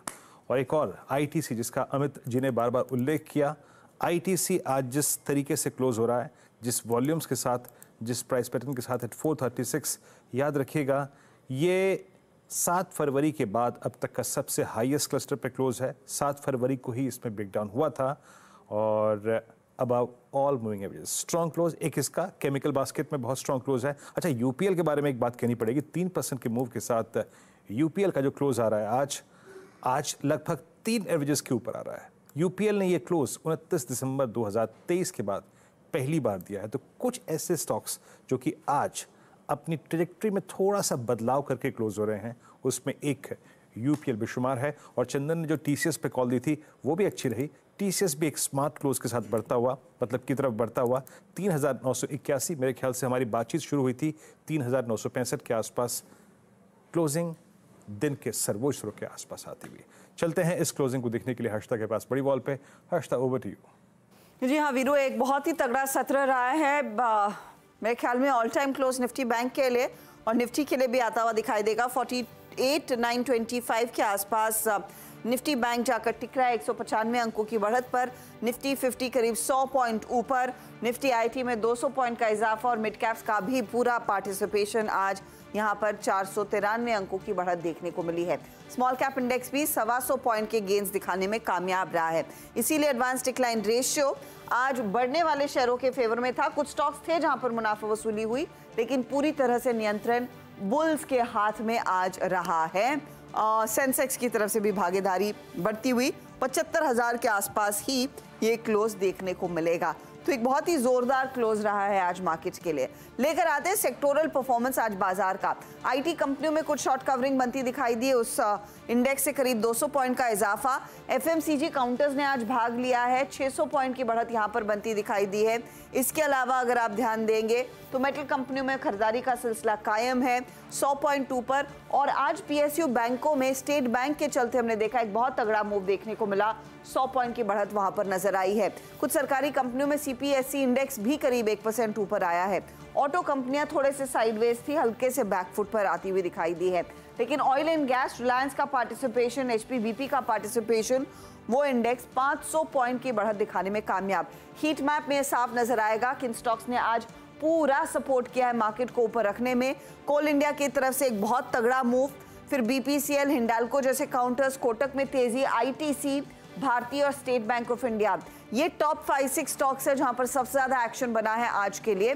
रिलायंस इंडस्ट्रीज 1% ऊपर जाकर क्लोज हो रहा है, 1.1% की तेजी ONGC में भी रही है। आप गौर करिएगा, IT कंपनियां, टेक महिंद्रा 1.5% ऊपर, TCS 1% ऊपर, इन्फोसिस में 1500 के भाव पर हमने देखा है क्लोज आता हुआ, LTI माइंट्री नियरली आधे % के गेंस दिखाता हुआ। तो ये वो स्टॉक्स है जहां पर थोड़ी बहुत हरकत आई। हालांकि आज HDFC बैंक की तरफ से पार्टिसिपेशन नहीं, मारुति, हीरो और M&M जैसे काउंटर्स बैकफुट पर, इसीलिए वो ऑटो इंडेक्स नेगेटिव में था। लेकिन कुल मिलाकर अगर आप देखें आज का दिन अच्छा रहा है। हाईस्ट छुए मार्केट ने, मेंटेन किया है 22,700 के लेवल के ऊपर का कारोबार और क्लोज 22,700 के ऊपर आ रहा है, वो एक अच्छा संकेत है। तो 92 अंकों की बढ़त पर निफ्टी 50 जाकर टिकता हुआ और निफ्टी बैंक भी 48,918 पर जाकर टिका है। आज का क्लोज जोरदार। निफ्टी IT पर ऑफ कोर्स अब फ्राइडे के सत्र में नजरें रहेंगी। TCS के नंबर से पहले थोड़ी सी शॉर्ट कवरिंग की शुरुआत हुई है। आशीष और नीरज के बीच का मुकाबला, रिटर्न्स क्या बने हैं वो अब आपकी स्क्रीन पर आएंगे। तो टॉप परफॉर्मर्स इन दोनों की तरफ से वेदांता 6.5% ऊपर, पैसाल और डिजिटल 4% ऊपर, कल्याण ज्वेलर्स और सेंको में हमने देखा बढ़ते सोने के दामों के चलते कुछ मुनाफा वसूली का दबाव बना। आशीष ने पिक किया निर्लॉन 5% के गेंस, फिर PVR में 2% के गेंस बने। शाह मेटालिक्स 1.5% ऊपर था। 5 स्टार फाइनेंस भले ही वहां पर बड़ा ट्रेड हुआ हो, आज कुछ मुनाफा वसूली करीब 2% नीचे रहा ये काउंटर। जी हाँ, तो ये आशीष की टीम और इंडस्ट्रीज ऑल टाइम हाई पे क्लोज 22,732, निफ्टी का ऑल टाइम हाई 48,918 और ये निफ्टी बैंक का ऑल टाइम हाई।